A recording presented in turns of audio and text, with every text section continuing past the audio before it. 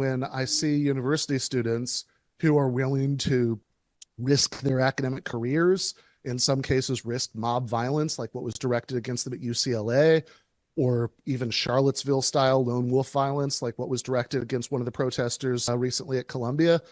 I have nothing but admiration for these students. And I think the question is not, are they on the right side of history, but what will history make of those who stood aside and said nothing while this was happening?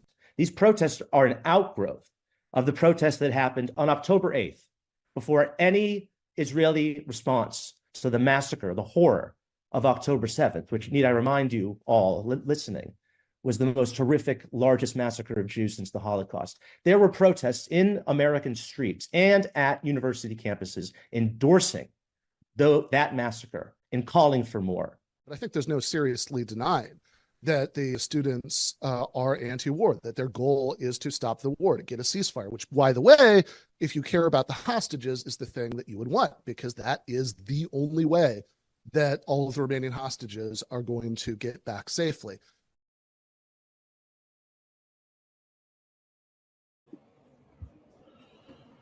All right. That was a little bit of my Munk debate with Jamie Kirchick, neoconservative writer who ended up coming in as the last-minute replacement for Jonah Goldberg, who decided he was too busy.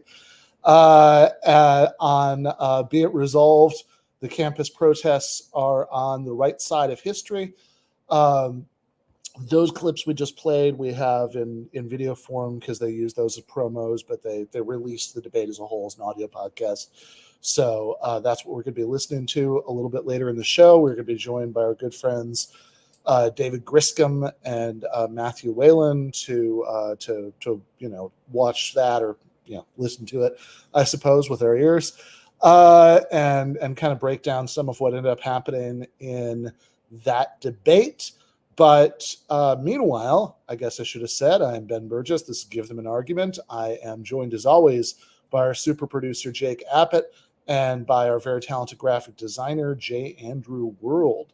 And before we get to the debate, there are a few other things that I wanted to hit. One is that I was particularly interested to see on the subject of that debate, campus protests, that yesterday Joe Biden gave the commencement address at the place where I used to teach, Morehouse College in Atlanta. I obviously stopped when I left Georgia and moved out to the West Coast about a year and a half ago, but I was teaching there before then, and I was really happy to see that even if some of the protests there haven't been as dramatic as in other places, there was still quite a bit of opposition that was being shown there. In fact, I think there's a pretty dramatic generation gap you can see in some of those videos, that as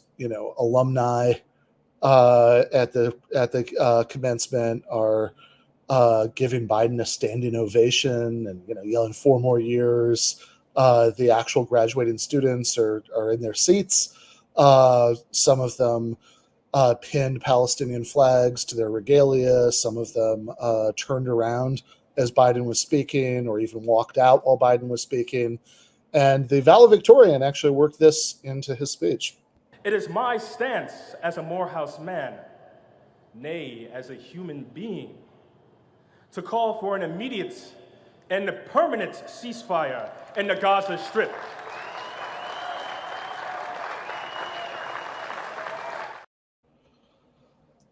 So I don't think that was what Biden wanted to happen when he he was kind of going with, you could actually see him clap in the background there. I don't know if he knows what's going on, but when Biden's handlers chose Morehouse as the site for this kind of commencement season campaign stop, I think they were counting on having a really friendly crowd. So I don't know that I have a lot to throw in on that, except that I'm happy it wasn't. Well, remember in 2020, Biden did say that if you're not black, if you vote for Trump. So yeah. I guess he just thought, oh, they're black, they voted for me. Yeah, I mean it's confusing because then you become unblack by not voting for him this time. So it's a whole thing.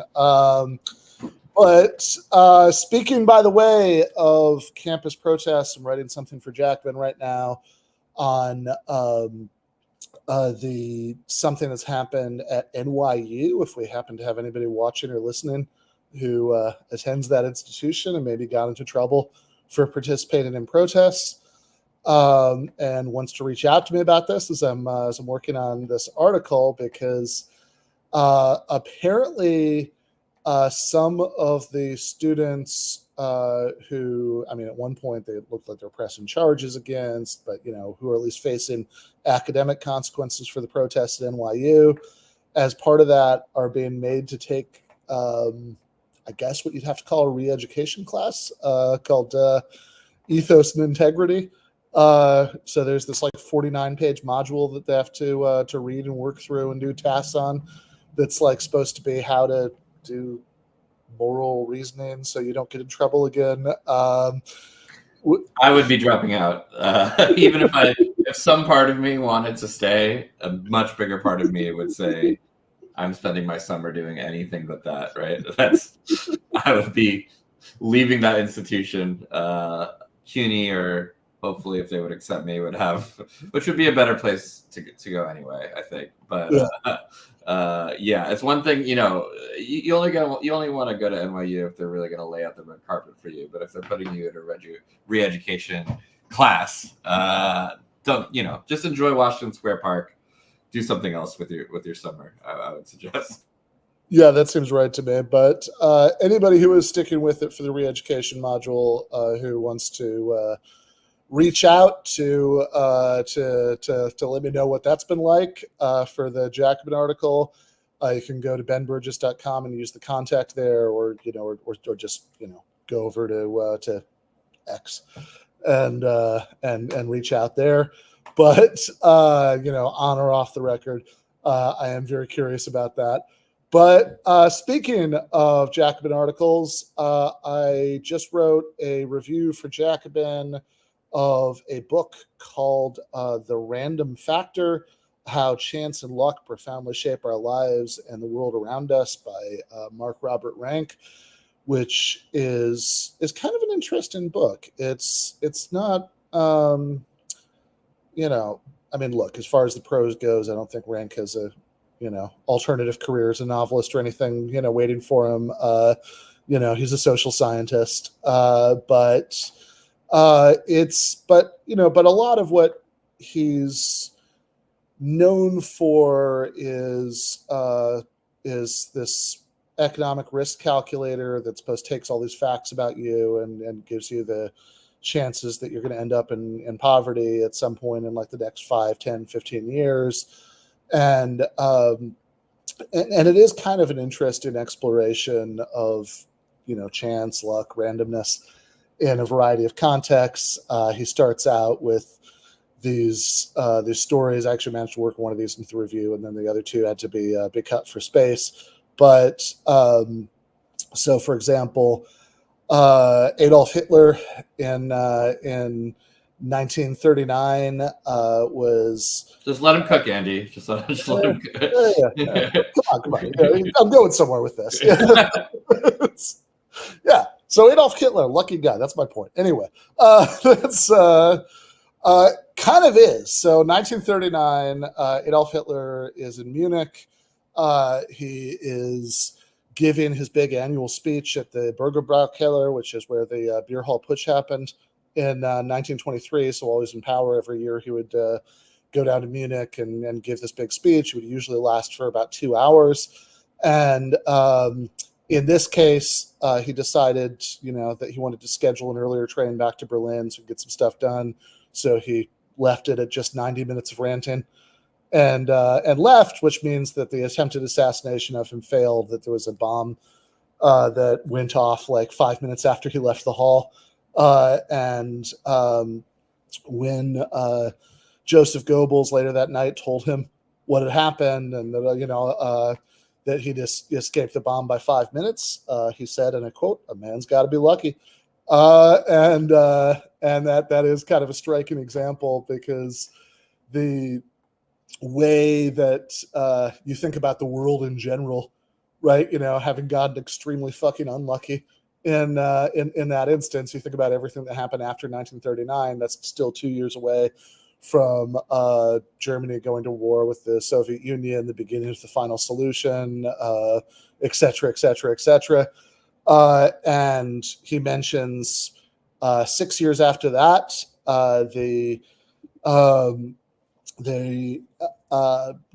that eventually dropped, the second one on Nagasaki, right? First one's Hiroshima, of course, was originally going to go on the city Katura, and they ended up there were some delays in the flight, and the cloud cover was a little too thick over Katura, so they dropped it on Nagasaki instead, which is it's a again pretty striking instance of sort of random happenstance affecting a lot of people's lives. And then perhaps most relevantly for the era that we're living in, he mentions the stories of two of them. I'd actually been familiar with one of these, but not the other one, that happened during the Cuban Missile Crisis. So about 16 years later, when at the same time, there were almost nuclear strikes on both sides within hours of each other.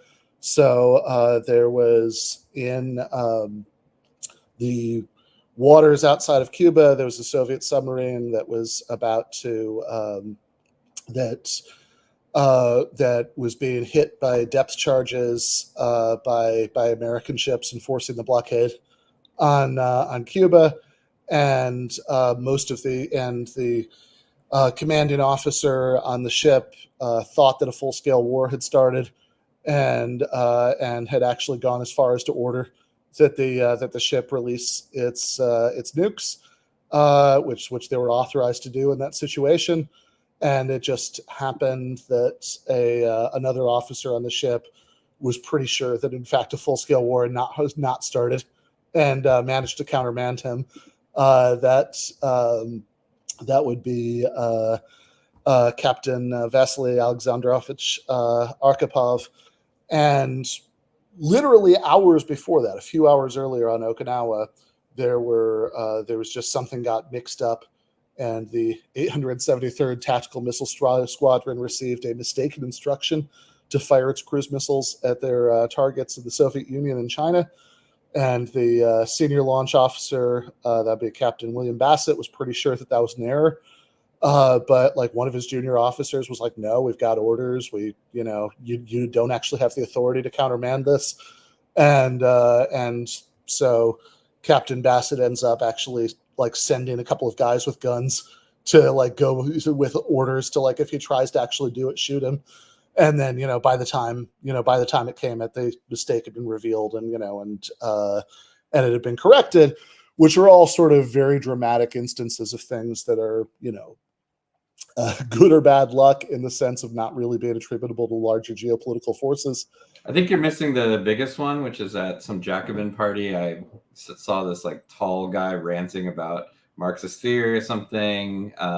Ended up being Cale Brooks. About 3-4 years later, I say, hey, do you have any jobs in like video or anything? And then Cale says, oh, actually, I've been guest producing this show for this guy called Ben Burgis. And that was, without that, I wouldn't be here today. It was probably one of the biggest, the role of random chance, you know what I mean? That I saw Cale probably ranting and raving at some Jacobin party. So you left out one of the biggest ones, but war is that's also the entire course of GTA could have been changed if that encounter happened. There could have been a guy that like looked a lot like some other guy that like probably looked and sounds a lot like me sitting in this. So that poor bozo, fuck you, whoever you are. No, that would have sucked. Anyway.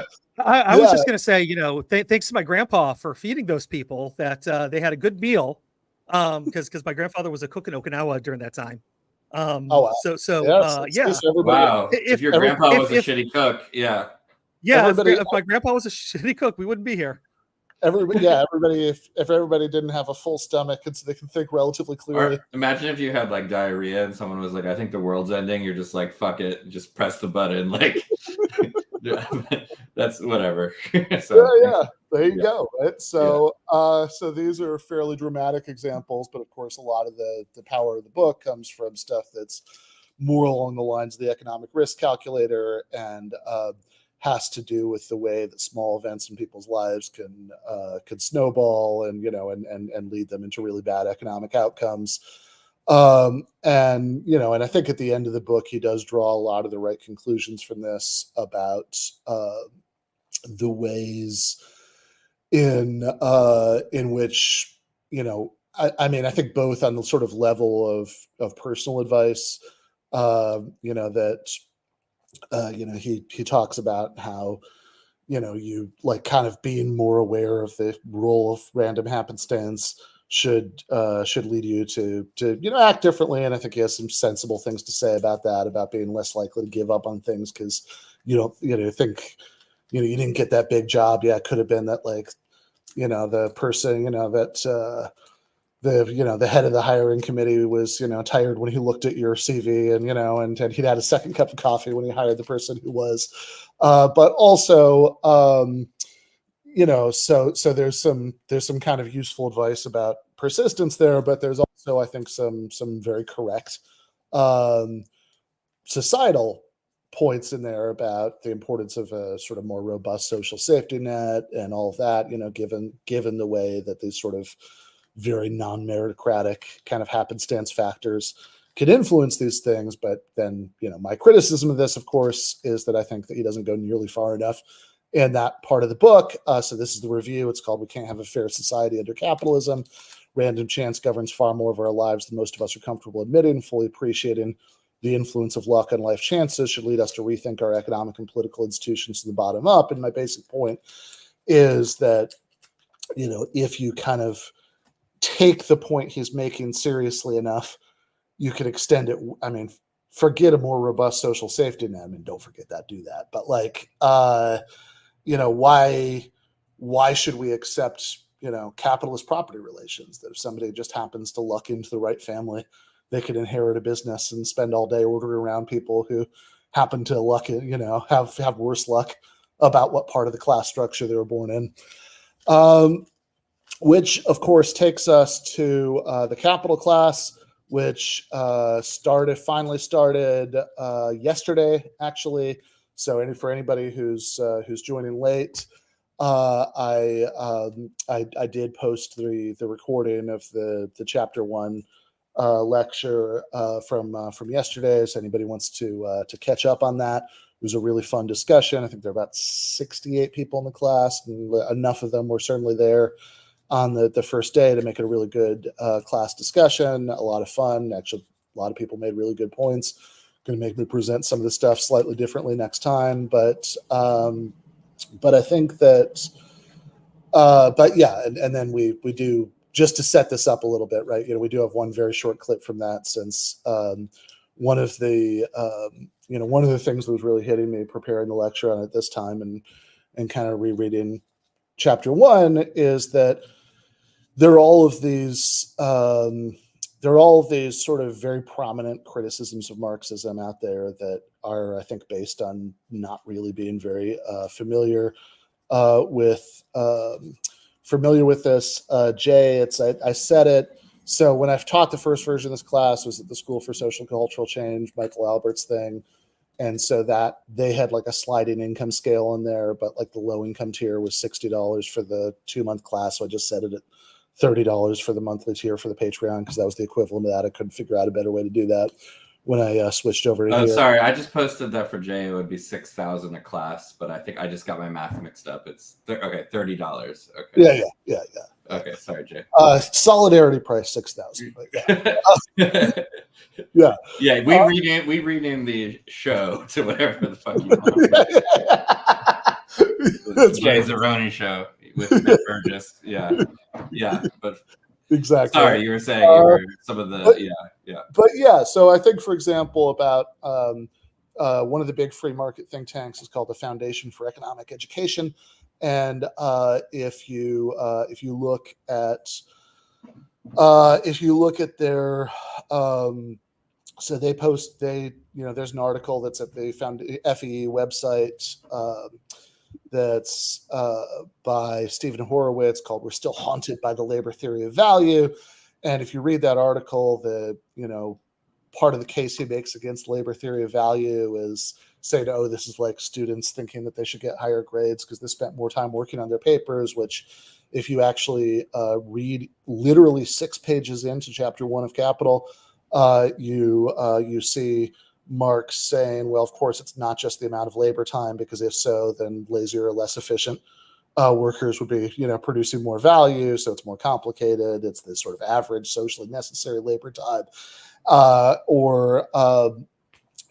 Whatever you ultimately think about that, right? The criticism clearly doesn't apply to the actual view.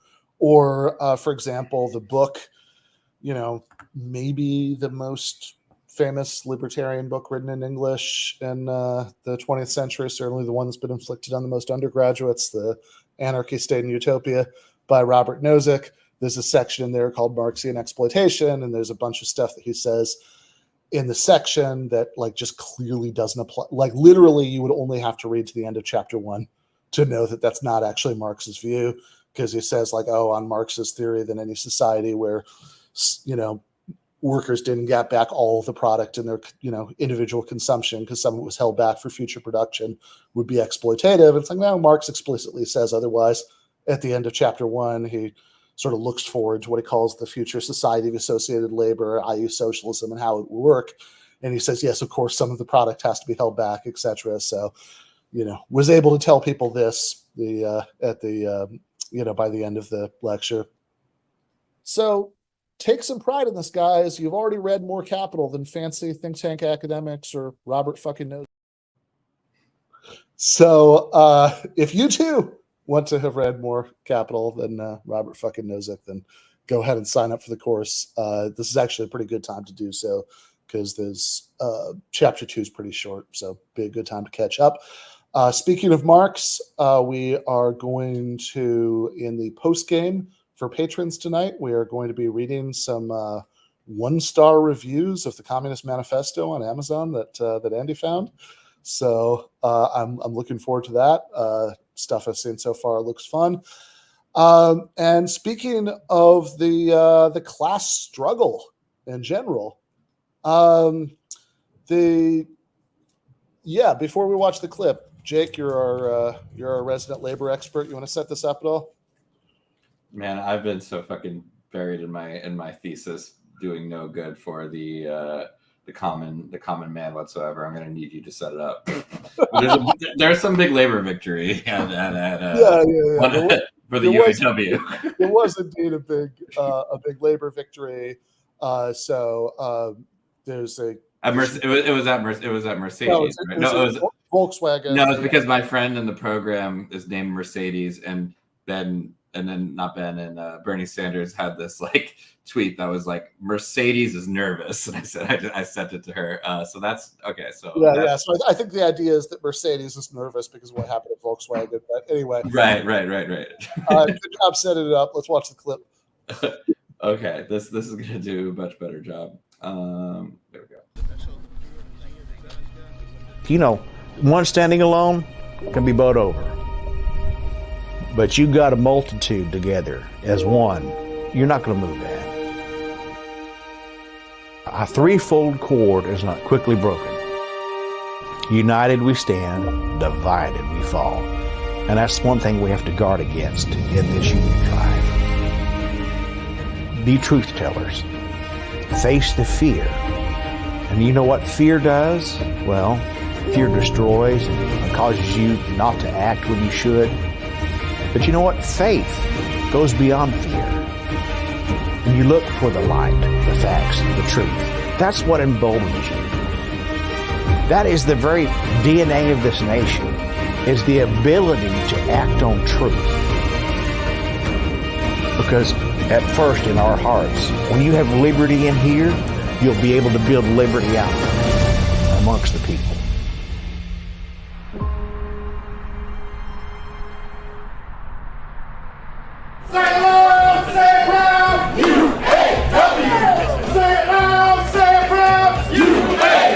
Let's make some noise!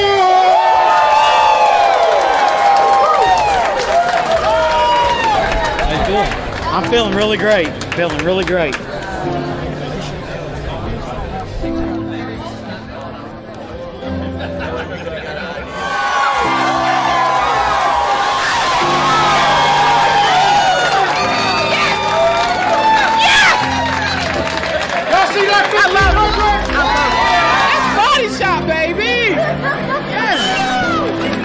We're gonna win. It's just how big we're gonna win. Hey, wait! You're going to work? If you get off shift, you're going to be in a union.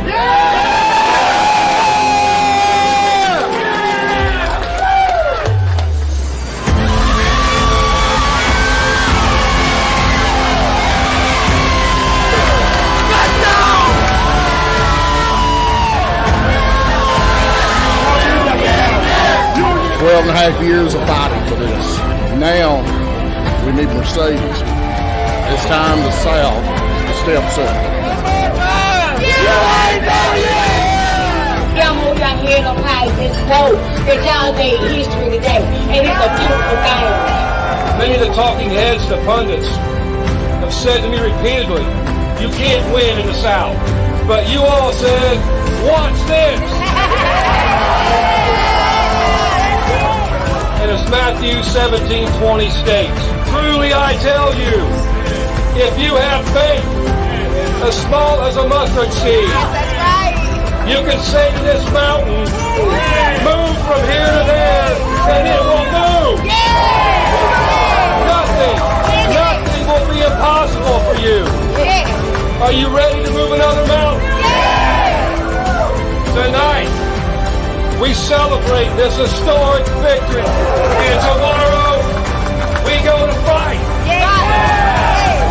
Domino just fell, baby.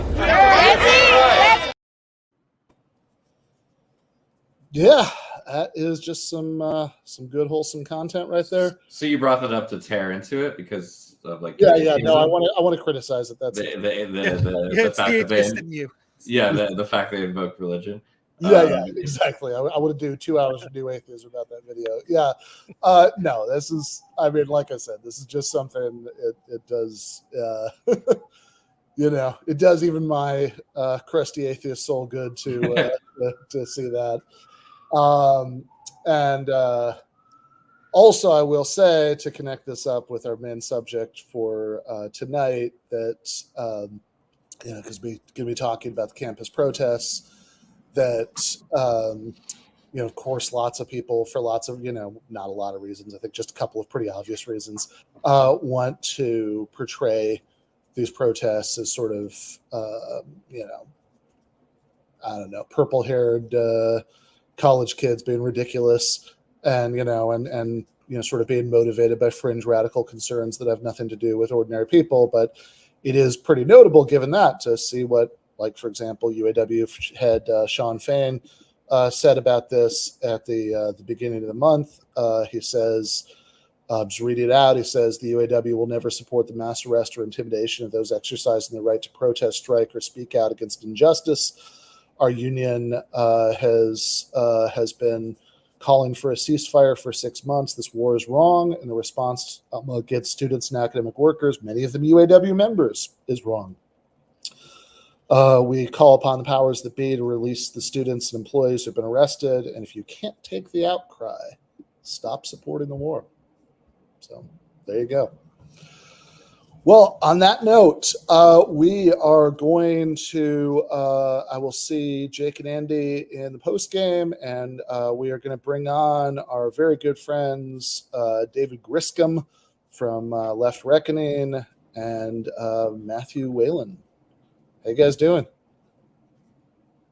Doing good. Good to see you. Thanks for having me. Nice to meet you, David. Hey, you too. Happy to be here, y'all. Yeah. So I thought it might be fun for various reasons to get you guys to give this a listen with me, and to sort of break down some of the things that Kirchick says in this debate. So as I mentioned earlier, when they first pitched it to me, it was going to be with Jonah Goldberg, which would have been interesting, but they did it ended up being this guy, Jamie Kirchick. And so I think they explain it pretty well at the beginning. If you want to just start us up. Welcome to the Munk Debates. Every episode we provide you with a civil and substantive debate on the big issue of the day. Our goal is to arm you, the listener, with enough information to make up your own mind. Today's debate, be it resolved, campus protesters are on the right side of history.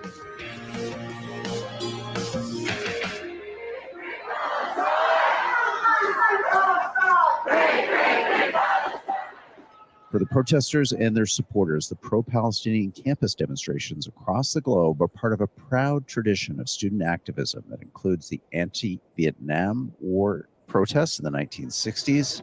Peace now! Peace now! Peace now! And the calls to end South African apartheid in the 1980s. And just as those past protests are now widely accepted to have been on the right side of history, today's campus protesters are confident that history will prove that their cause is just.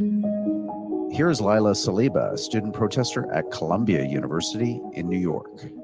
People in Gaza, they are starving. They have lost everything. Their homes and their apartments have been bombed. So we feel like we have a moral obligation to continue doing what is right and speaking up for the Palestinian people. Critics disagree. They say protesters have often downplayed or made excuses for Hamas's murderous attacks of October 7th, and that demonstrators fail to consider the complexity of the conflict, one that cannot be simplified into binary terms, and that some protesters have indulged in violent and hateful rhetoric towards Israelis and Jews. Here's Eleanor Reich, a Jewish and Israeli student at Columbia. You see Israelis on campus being called Nazis for speaking Hebrew. When you hear chants calling to remove Zionists, when you hear chants calling, we don't want no two states, we want all of it, you just think what comes next after that rhetoric. And from Jewish history, we know what comes next. On this installment of the Munk Debates podcast, we challenge the essence of these arguments by debating the motion, be it resolved. Campus protesters are on the right side of history. Arguing in favor of the motion is Ben Burgis. He's a columnist with Jacobin and adjunct philosophy professor at Rutgers University. Arguing against the motion is Jamie Kirchick. He's the New York Times bestselling author of Secret City, The Hidden History of Gay Washington. He's also a columnist for Tablet Magazine and a writer at large for Airmail. Ben, James, welcome to the Munk Debates. Hello. Hello. Let's dig right in here. It's an important topical debate. We're going to get it underway with our opening statements. Ben, you're speaking first in favor of our motion, be it resolved, campus protesters on the right side of history. Let's have your opening remarks, please. Yeah, thank you. In the last 7 months, in just Gaza, a tiny territory with a population of 2.3 million people, Israel has managed to kill far more civilians than the United States killed in 2003 in Iraq during the shock and awe bombing and invasion that was condemned by most of the world at the time. Far more civilians than Vladimir Putin has killed over the course of 2.5 years of almost 2.5 years of waging a really brutal and disgusting war in Ukraine. And when I make those comparisons, those are absolute numbers, not relative to population. So even though Gaza only has 2.3 million people, Iraq had well over 26 million, Ukraine had well over 43 million, there have still been far more killed in Israel. These are really the kinds of atrocities that people are going to be reading about in history books for centuries. 1.9 million of those 2.3 million people have been forced at gunpoint to leave their homes by the Israeli army. There's been a campaign of destruction to try to eliminate the possibility for normal Palestinian life resuming as usual after the war, so complete and so thorough that, just to give one example, not even the worst one, but I think a particularly striking one, given that we're talking about university protests, the last remaining university in Gaza was destroyed not even by aerial bombardment, but by controlled demolition. And so under those circumstances, when I see university students who are willing to risk their academic careers, in some cases risk mob violence, like what was directed against them at UCLA, or even Charlottesville style lone wolf violence, like what was directed against one of the protesters recently at Columbia, I have nothing but admiration for these students. And I think the question is not, are they on the right side of history, but what will history make of those who stood aside and said nothing while this was happening?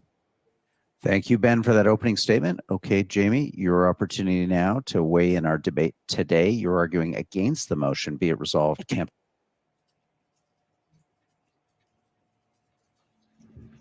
protesters are on the right side of history. Let's have your opening remarks. Sure. The right side of history, of course, is a subjective term. It depends on what one thinks about a particular issue, and it's usually applied in retrospect towards movements, social movements around which a generally positive consensus is formed. So if we look at the 20th century, we say that the women's suffragists in the early 20th century, they were on the right side of history. African-American civil rights movement was on the right side of history. The gay rights movement, the anti-apartheid movement. These were causes that were all considered radical at their time, and they were radical at their time, but which now in 2024, we look back on, and there's a large consensus that these were all justified movements. Now, my conception of what constitutes the right side of history with regard to what's going on in the Middle East right now may be different from Ben's. I'm not sure what his understanding or conception of the right side of history is. My conception is two states, Israel and Palestine, living side by side in peace. And the main obstacle to that vision, I believe, is Hamas and its paymasters, mainly Iran. And the reason for that is because they do not believe in a two-state solution. They want to destroy the state of Israel, and they're very open about that. Now, if these movements that we're seeing on campuses across the country, if they merely sought the end of this war, they might have a plausible argument to being on the right side of history. I would argue otherwise, because I believe personally that the only way there's going to be a long-term peaceful solution in this region is if Hamas is eliminated. And so the war must continue until that goal is achieved. But if these were genuinely anti-war protests, I would respect them, even though I disagree. But that's not what these protesters want. They're very open about what they want. These protests are an outgrowth of the protests that happened on October 8th, before any Israeli response to the massacre, the horror of October 7th, which, need I remind you all listening, was the most horrific, largest massacre of Jews since the Holocaust. There were protests in American streets and at university campuses endorsing that massacre and calling for more. At these protests we've been seeing over the past couple of weeks in university campuses, there have been no calls to release the hostages, the Israeli hostages who are still being held captive. We have chants and slogans that explicitly endorse the violent destruction of the Jewish state. Calls for intifada, resistance is justified by any means necessary. And the proof of this, ironically and sort of tragically and sadly and humorously, is that these protests have been applauded and endorsed by Hamas, by the Houthis, and by the Iranian regime. The latter two parties, I might add, have offered scholarships to the American students who've been suspended for their violations of university policies and the actual law. They've involved breaking into buildings in Columbia, as we saw. And there's actually a lawsuit now being filed in federal court alleging that the major organizations sponsoring these protests have been collaborating with Hamas, which is, of course, a designated terrorist organization by the US government. Now, because these student protests are openly calling for violence against civilians, they are better characterized as pro-war protests. And because of that, I say that they will be looked upon in the future as being absolutely on the wrong side of history. Yeah, so those are the opening statements. This is kind of interesting listening to this again, and not having to be like, okay, shit, I kind of know what I wanted to say next. How are we going to fit in the, all the stuff that he just said? But yeah, initial thoughts. I'm glad Washington D.C. was represented. I mean, this person is like the literal embodiment of the monstrous opinions that you will hear daily in our nation's capital. I mean, Lord help us all. I mean, truly, it's, one thing I'll just say, and then I'm happy to hear everyone else, is like, it's always really funny in this debate or in anything. Hell, if you watch Piers Morgan and all these folks, it's always like these kind of abstract conversations when like there is like just a very basic material reality. There are millions of people who are now surrounded in a specific part of the world, and overhead bombs are being dropped on them, and on the ground a military is coming in and firing and slaughtering them.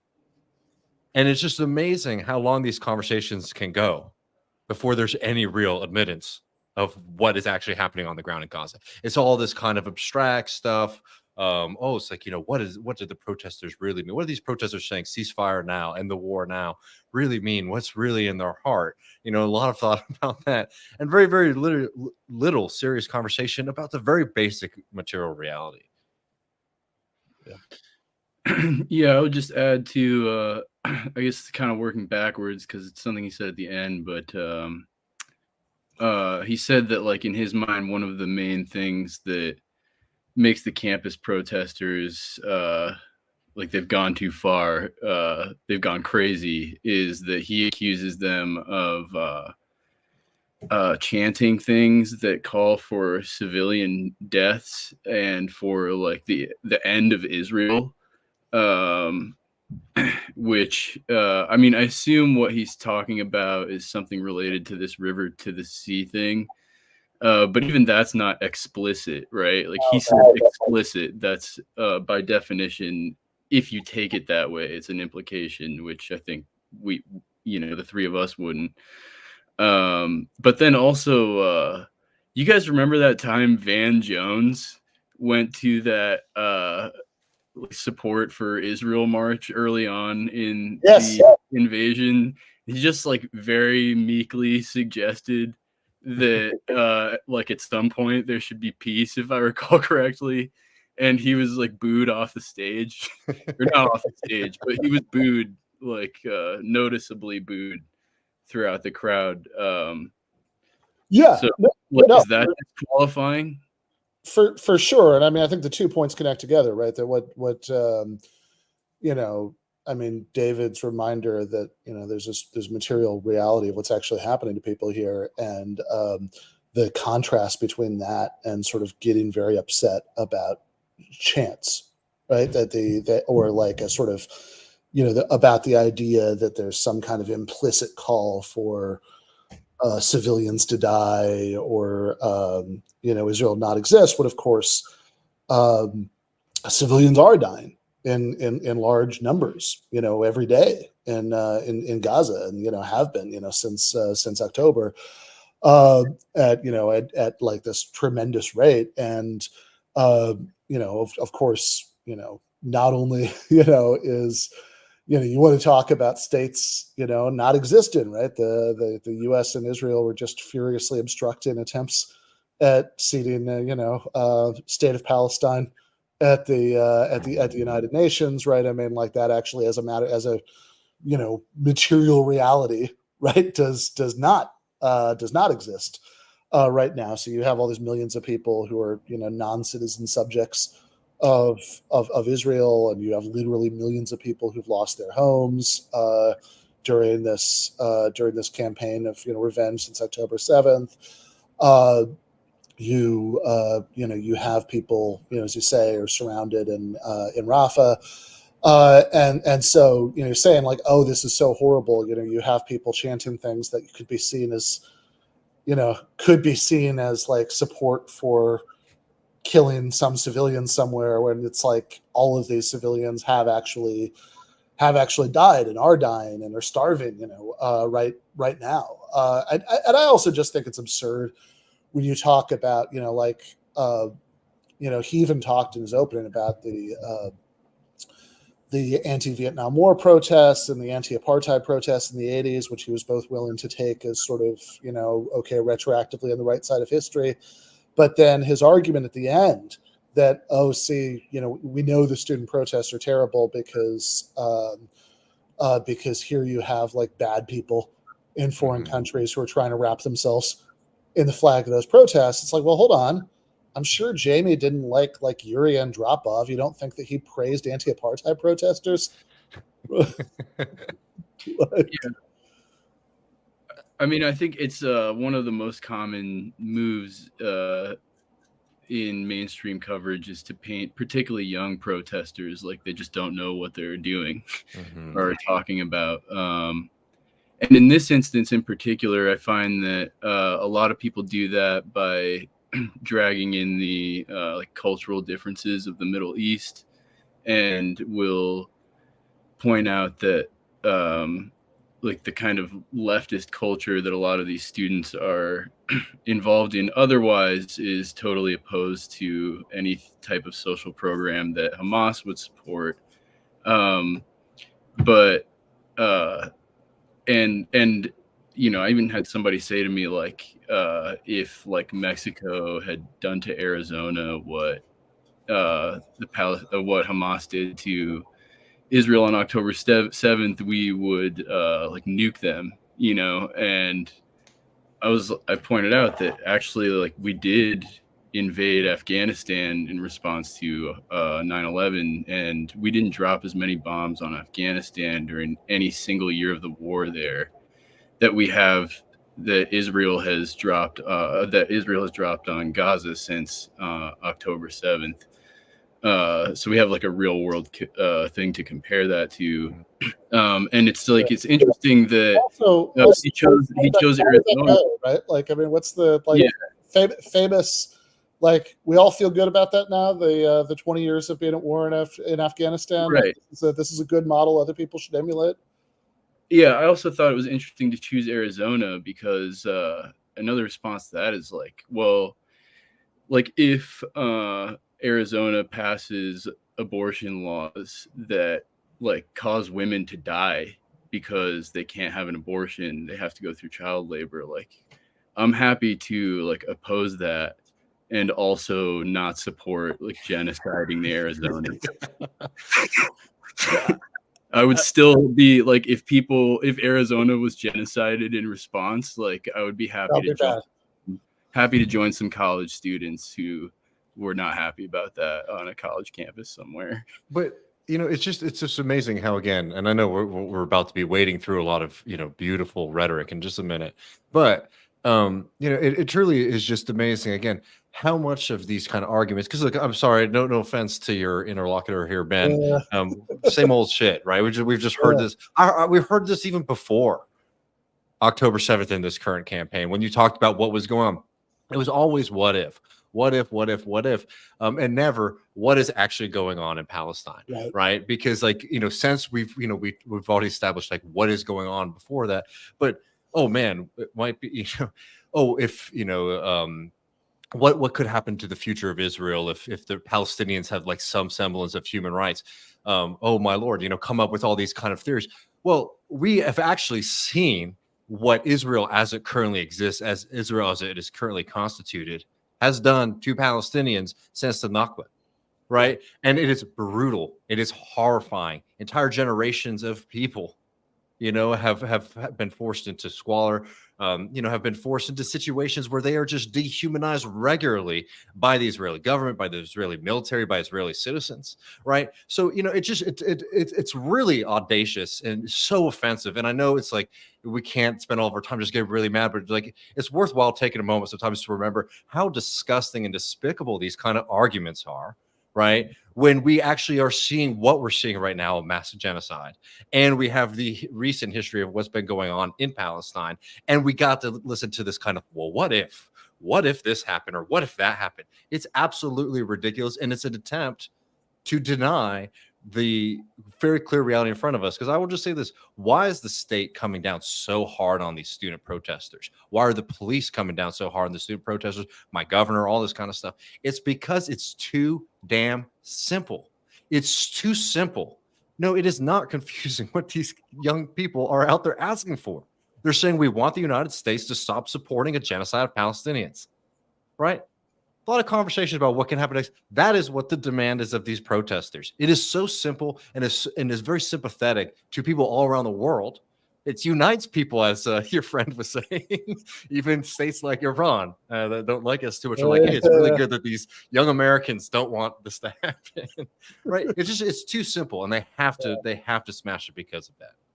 Yeah, absolutely. On that note, let's keep going.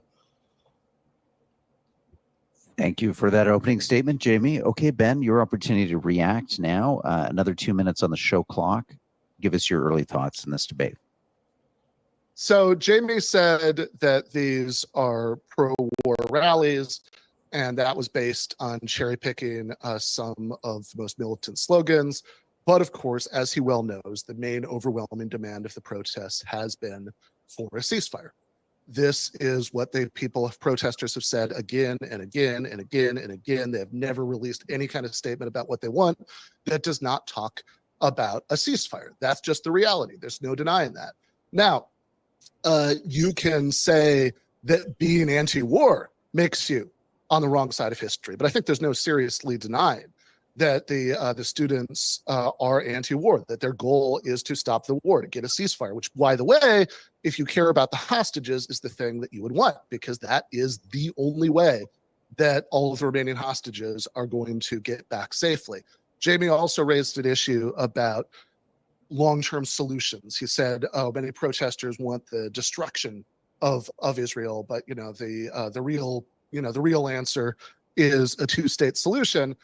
And I think that what many of the more radical things that protesters say point to is that Israel has been a single state from the river to the sea for the last 57 years. It's just not a state with equal rights for everybody. It's a state where what kind of rights people have varies dramatically on the basis of ethnicity and religion. If my dad, for example, lost his mind tomorrow and decided to exercise his right under the law of return, become an Israeli citizen, move to the West Bank, where about 5 to 10% of Israeli Jewish citizens live, then he would have all the rights of a citizen. Palestinian neighbors in the same territory would have none. He'd be able to vote in Israeli elections. He would be able to, if he was accused of a crime, he'd be tried in real civilian courts. Palestinians in the same territory lack all of these rights. And so I think it's fairly natural after 57 years of that to demand equal rights for everybody within the existing state. But let's say, this is the last point I want to make about this, because this is incredibly important. Let's say, for the sake of argument, that I'm dead wrong about that. That there's nothing reasonable about that wish for a state with democratic rights for everybody between the river and the sea, but rather the solution has to be take the form of a two-state partition of the territory. Well, it seems to me that if you really believe that, you should be grabbing a placard and a bullhorn and joining the protests, because there is no possible path from where we are right now, where the current Israeli government says, and they could not be clear about this, that will never happen, that there will never be a Palestinian state. They have said this over and over and over again. There's no path from where we are to Israel allowing such a partition that doesn't go through exactly the kinds of things that the protesters are demanding in terms of a withdrawal of U.S. military aid and U.S. diplomatic cover to Israel to do whatever it wants, which unfortunately has been the policy for so long that even the very mild reservation about 2,000-pound bombs being used to bomb the last refuge for Palestinian civilians in Rafah was received as an earthquake, as a major change of course. And so if you really do want a two-state solution, it seems to me that you should still be very happy that there are people who are out there demanding the kinds of things that might start to nudge us in a direction where Israel would actually agree to such a solution. Jamie, let's get to you now on the microphone with either a rebuttal of the opening statement that we've heard from Ben or what you've just heard now. Sure. Well, the casualty figures he cites, I dispute. I don't think we're going to know the total casualties until long after the conflict is over. The casualty figures are all coming from Hamas sources, which, as we know, do not distinguish between civilians and militants. To the extent that we do have some idea of the ratio between civilians and militants being killed, according to John Spencer, who's a military expert at West Point, he says it's roughly 1-to-1. Which, if that's true, is a remarkably low ratio, that would be better than any Western military intervention in recent history. But let's get to the reason why so many Palestinian civilians have tragically died. And I'm not disputing that. It's because Hamas started this war. And not only did they start it on October 7th, they placed their fighters, they placed their armaments in civilian locations, which is a war crime. They're putting their bases in hospitals, in schools, in mosques, because they want to ensure maximum civilian casualties, just so that people like Ben in America can say that Israel is committing a genocide. So it's a very cynical and I would say evil strategy that Hamas is employing, and they are the ones who are primarily responsible for any civilian casualties in Gaza. Of course, is Israel mistakenly killing civilians? Yes, absolutely. We saw that with the food aid workers, which was tragic. Any military makes mistakes, and there may actually be individual soldiers who will have to be reprimanded. But the notion that this is some sort of organized ethnic cleansing, or even more obscenely, a genocide, it's just not a serious argument. You know, as to cherry picking what the protesters are saying, and I do want to keep this debate here more about the protests, because that's the resolution we're debating, rather than the decades-long history and the rightness or wrongness of the Israeli-Palestinian conflict. You know, I would just say that if the cause was just, that they're advocating for, why are so many students covering their faces? This is an intimidation tactic, and you never saw this with the movements that I discussed in my opening statement. These suffragists in the 1910s, they didn't cover their faces. African Americans never covered their faces. The first gay rights demonstration in the United States was outside the White House in 1965. And those people, in 1965, when homosexuality was illegal in almost every state in this country, and you could be fired from your job, they courageously did not cover their faces. Who else covers their faces? The Ku Klux Klan.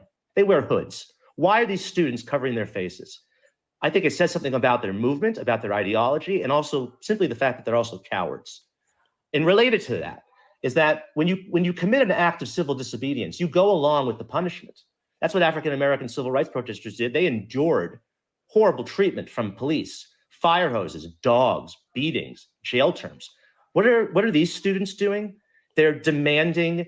They violently break into a building at Columbia University, intimidating and beating up janitors, working class people. I know, Ben, you care about the working class. You have these privileged elite students at Columbia harassing janitorial staff. And then what do? They demand humanitarian aid, that vegan food be sent to them, thus likening their plight as Columbia students to the plight of people in Gaza. It's ridiculous.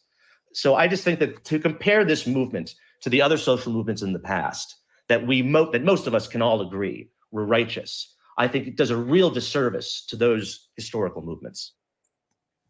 Thank you for that reaction, Jamie. Ben, let's come back to you and have you weigh in on what you've just heard. Talk a little bit about, for instance, Jamie's case here that mask wearing is not actually in the kind of tradition of the best of civil disobedience and protest in America, and that this lends credence to, you know, Jamie's contention that campus protesters are not on the right side of history.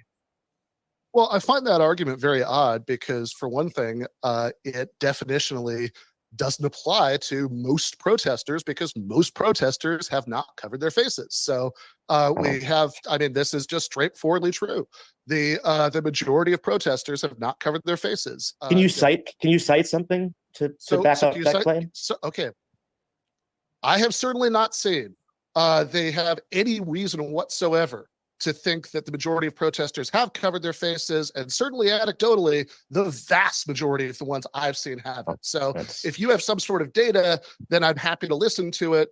But otherwise, I think it's very strange to focus on this argument that, from what I've seen, and anybody listening to this can judge for themselves, all the pictures they've seen. I just got back from visiting, the encampment at Princeton last week. Not a mask in sight. Most of the pictures that I've seen, not a mask in sight, but perhaps so.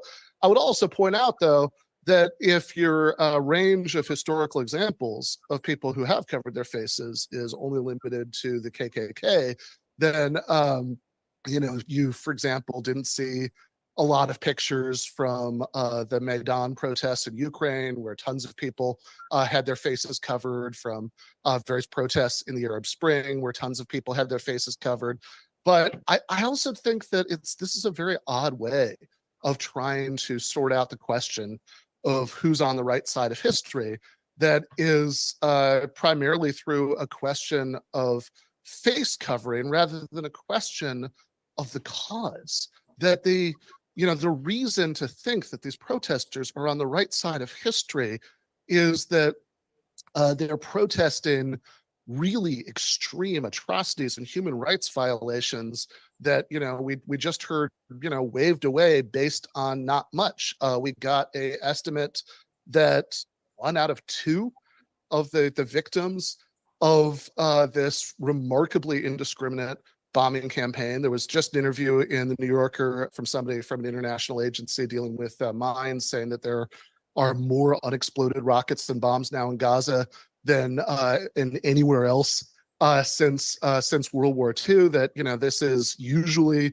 when people usually the lowball estimate is that 2/3 of the victims are civilians, and that itself is based on simply assuming that any adult male is therefore Hamas, just sort of counting anybody who's not a woman or a child as a civilian, and anybody who is one of those things as a civilian, anybody who's not as not a civilian. But I think that there's very little to take that seriously. And last point about this, because I really do want to keep this, I think that if you're going to be serious about asking whether they're on the right side of history, the really important question is, are they protesting something that should be protested against?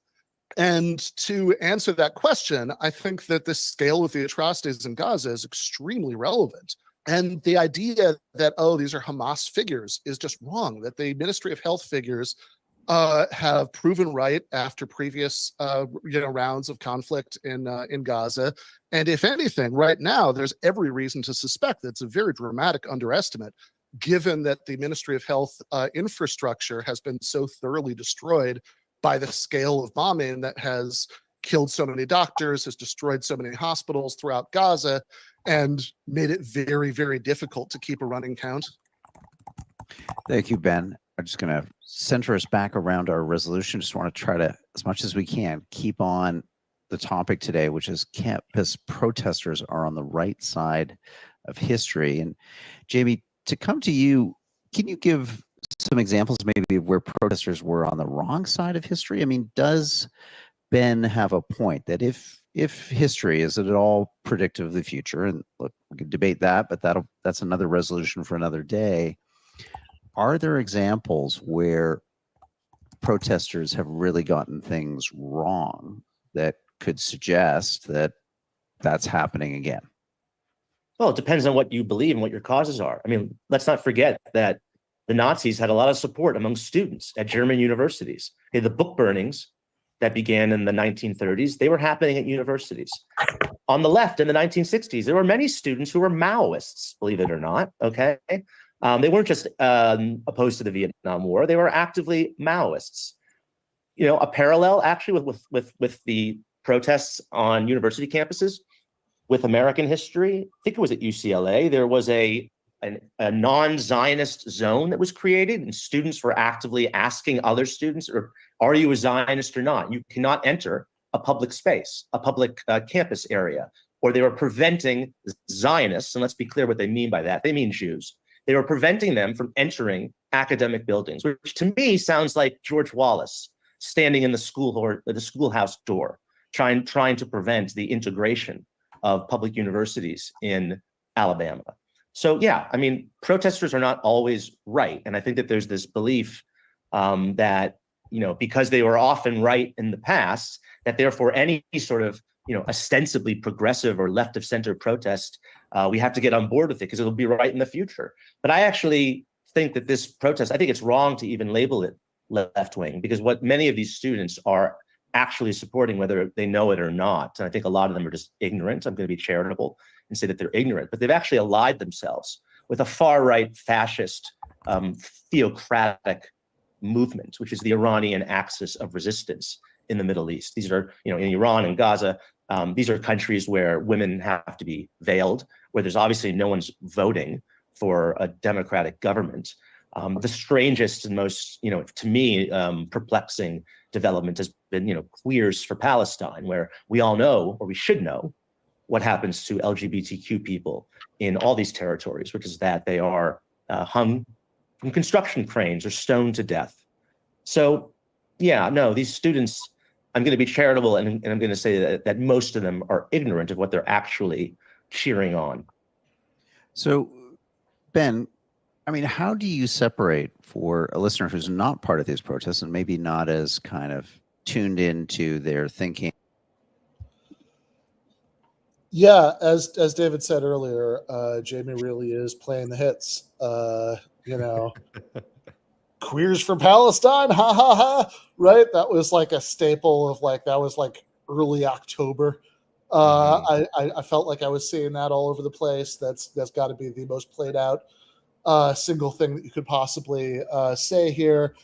The numbers are really Hamas numbers, which maybe I'll be proven wrong, but we're going to know soon enough. I think in the next year or so, I would put down money that these numbers right now are a severe undercount, given the destruction of medical infrastructure in Gaza. But he is. I guess that I guess this is good for me in this case, because it's always nice to argue with somebody who everything. You know exactly what they're going to say about everything before they say it. I mean, I will say, great job on responding to that mask line, which is a really bizarre one. I can't believe that that's gotten more mainstream. I thought it was just kind of weird antisocial guys on Twitter who just worked up about face masks in general still, playing those hits and wanted to talk about that again. I don't know. I guess I should tune into the weirdos a little bit more. But just two quick things I want to add, and I think that you were it was amazing how slippery and uninterested in actually engaging with almost anything that you said he was, but that's how these things go. One is, I wonder why a student, though, might want to not be sort of easily identifiable. Right. It's not like Israel has Israel supporters of Israel have websites where they harass 19-year-olds and try to prevent them from getting jobs.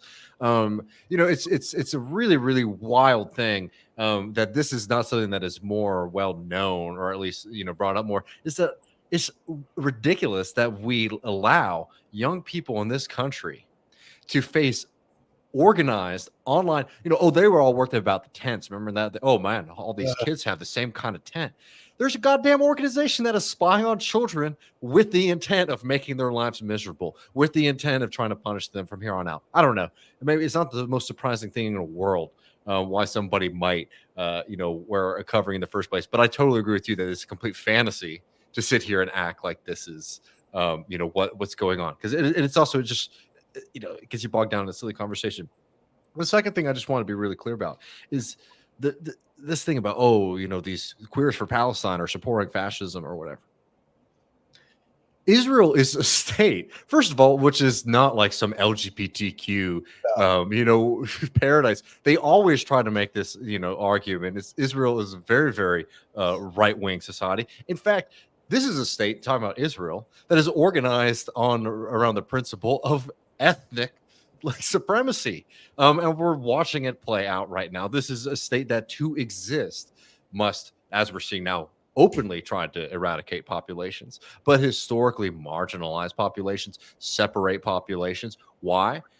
Because there's a recognition that if Palestinians are united, then they're not going to stand for second-class citizenship in their homeland. So by the very nature of Israel, for it to exist, it has to operate like a fascist state, like a right-wing authoritarian state, limit democracy. By definition, it wants to limit democracy.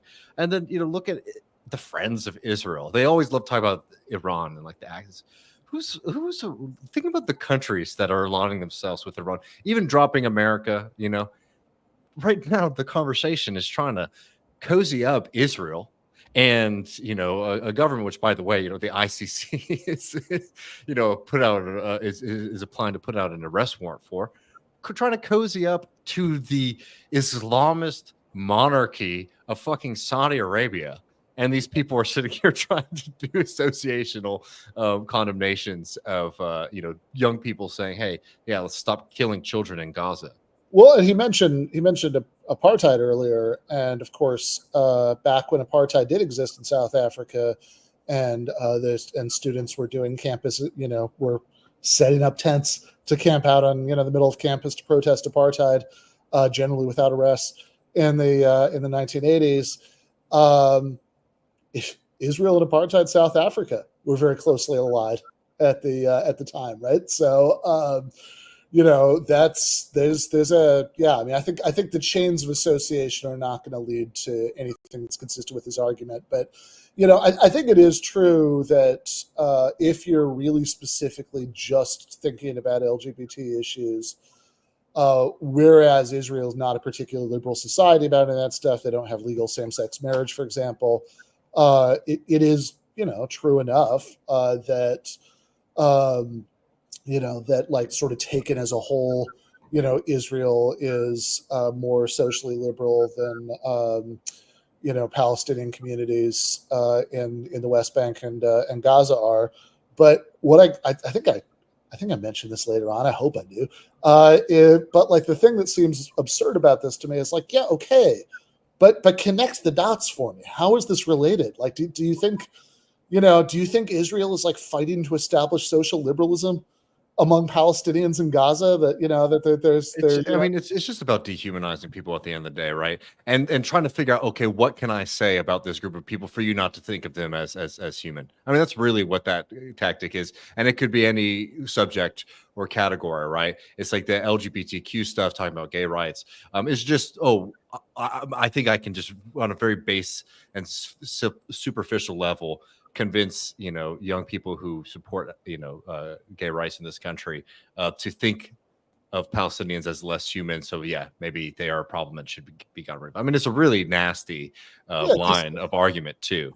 How are you gonna, like, if you're a closeted gay person in Gaza, what's the scenario by which your life is better because you're being like displaced or bombed right now, right? Like that, like either your life is better right now or your life is ever going to be better as a result of this, right? I mean, like the Israelis don't pretend that there's like it's like what, it's like there's no pretense whatsoever that they're somehow attempting to bring social liberalism to these people, or that's part of like any sort of agenda. I mean,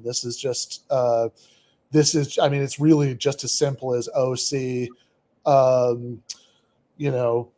Islamic religious anti-gay stuff, therefore bad.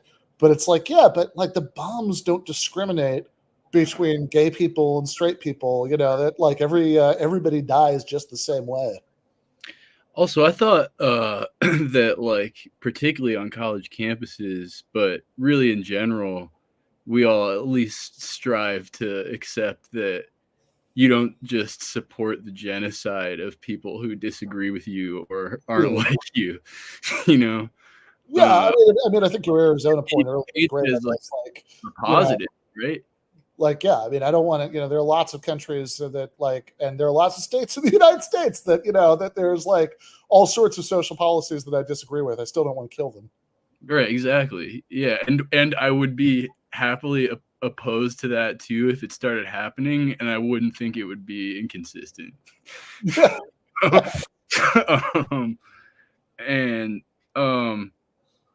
Yeah, I had a couple thoughts too. Like, one of them is sort of more towards the beginning where he's still, I think you were responding to this he claimed in his first thing, and I think you were just responding to it, that like it's not anti-war to support the protesters, or the protesters aren't anti-war because of they I guess implicitly support Hamas.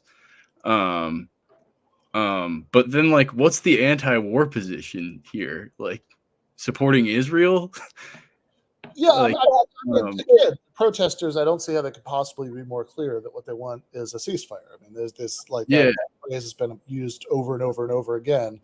And so, I mean, that's like, and it's actually also funny because, again, he said that one of the, I mean, I was actually mostly just studiously avoiding making any comparisons to earlier to earlier movements and in this, because I didn't want to get bogged down in like what's similar or different. I don't think that's really the point. I think they're on the right side because they're trying to stop a genocide. That's the, I think that's the beginning and end of what needs to be said about that. But like Jamie keeps bringing them up, and he said, it's like again he brought up the Vietnam War protests as an example of a movement was on the right side of history.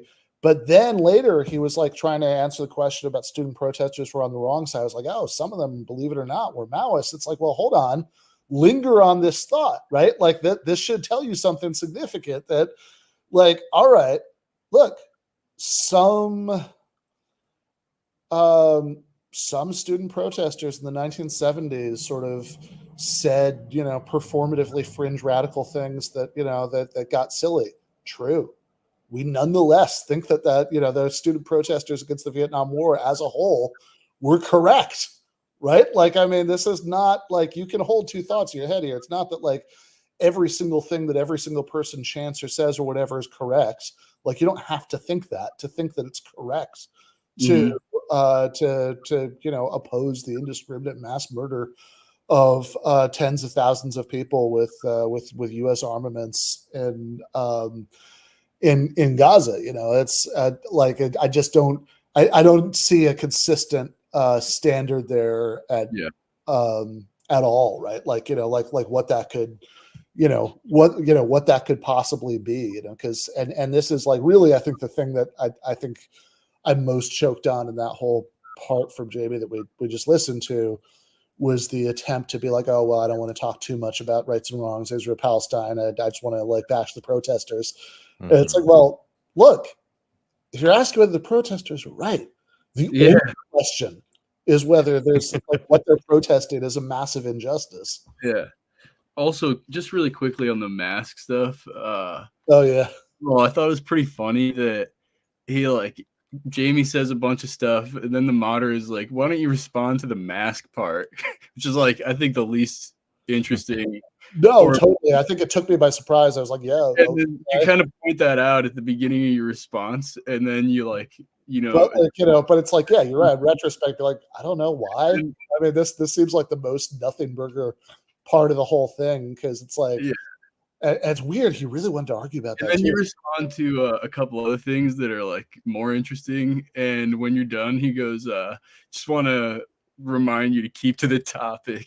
It's just like, you ask a dumb ass question.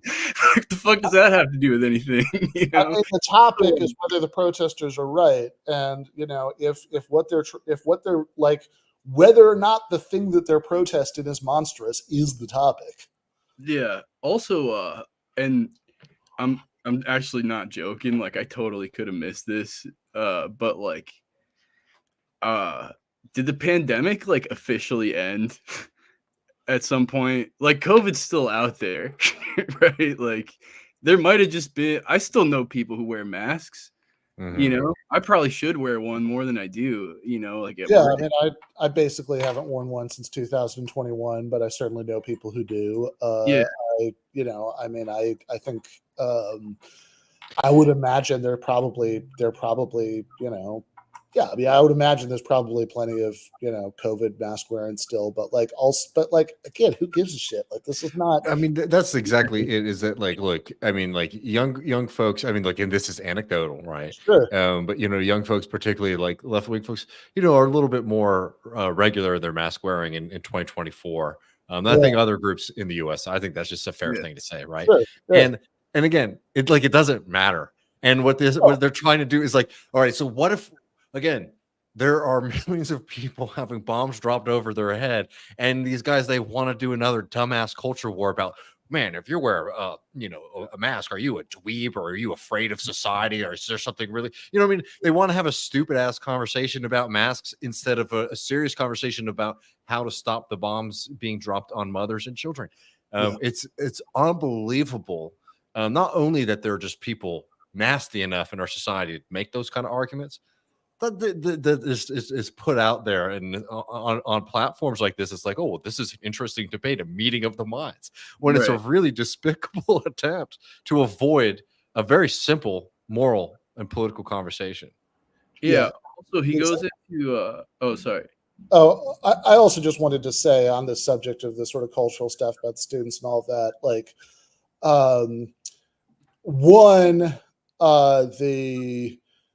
if somebody beat up a janitor, I refuse to believe that wouldn't have been like I wouldn't have seen at least 10,000 clips of that by now, right? So I mean, look, people can correct me if I'm wrong about this, but like I really don't believe that as a first response. I mean, we got like a days of news cycle about a Palestinian flagpole. And what did they have to do? I'm sorry, at Columbia. What did they have to do at Columbia to try to drum up support and fear? They got the Oxford University Press, small guide on terrorism, which is just amazing. And how's the janitor the one who ends up in the job of, like building security all of a sudden too? Yeah, again, that seems very, very unlikely to me. I think, given how much there was the simple guide, whatever the fuck they call those, the Oxford things. I have a very short. Oh, nice. Capitalism on my desk. I'm a capitalist apparently, because I have this. Yeah, somebody has a very short introduction. Yeah, that was the NYPD was playing that up. You think Step one: occupy your university buildings. Yeah, yeah. I mean, you think if they had like a beaten up janitor, like they'd be focusing on the very short introduction. Only James was the only one who was told this. Yeah, I don't know where he got it from, or if there's some tiny, jar of truth there somewhere, but I'm very suspicious about this claim. Also, this whole thing about I have heard this before, but the idea that somebody is like interrogating you about your political views, like while you're just trying to go to the library or something. I mean, look, I've been a leftist my entire life. I've seen plenty of protesters do stupid shit. Like I'm not denying that premise, but like I also think that a lot of this stuff is just about like people who are like counter protesters getting kicked out of a place where protest is going on. And I think that's, look, there's a reason why cops generally separate groups of protesters and counter protesters, and nobody thinks that in itself is a problem.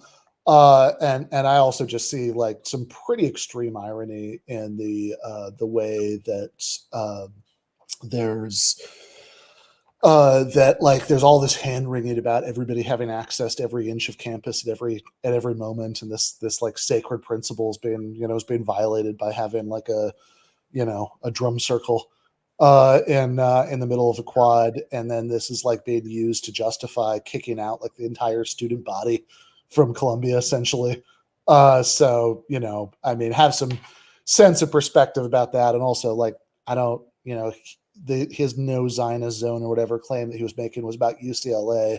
And I'm not entirely sure what he's referring to there, but I do know that something that really happened at UCLA was that there was like an actual mob of people who was violently attacking the protest, like with sticks for hours, without the cops intervening. So it's like, that's something that really happened.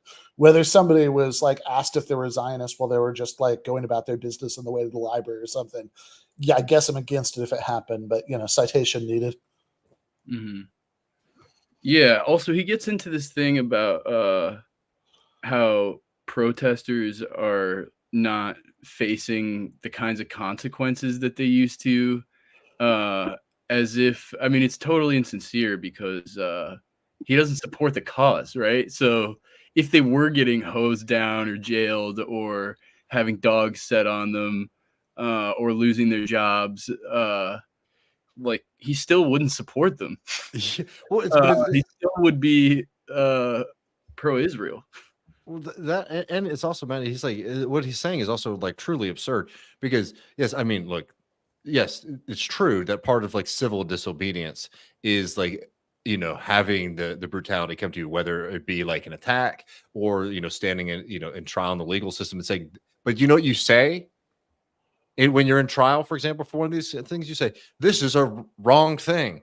This is a bad thing that is happening. Yeah. So the complaint here is that like all these young people and people in the rest of society are saying, hey, it's really bad that these young kids are getting beaten by the police, or it's really bad that these young people are facing expulsion, all those kind of things. It's like, well, no, actually, the true tactic of civil disobedience is to just accept your punishment and be quiet. I mean, it's nonsensical if you really sit with it for a second. Yeah. Yeah, totally.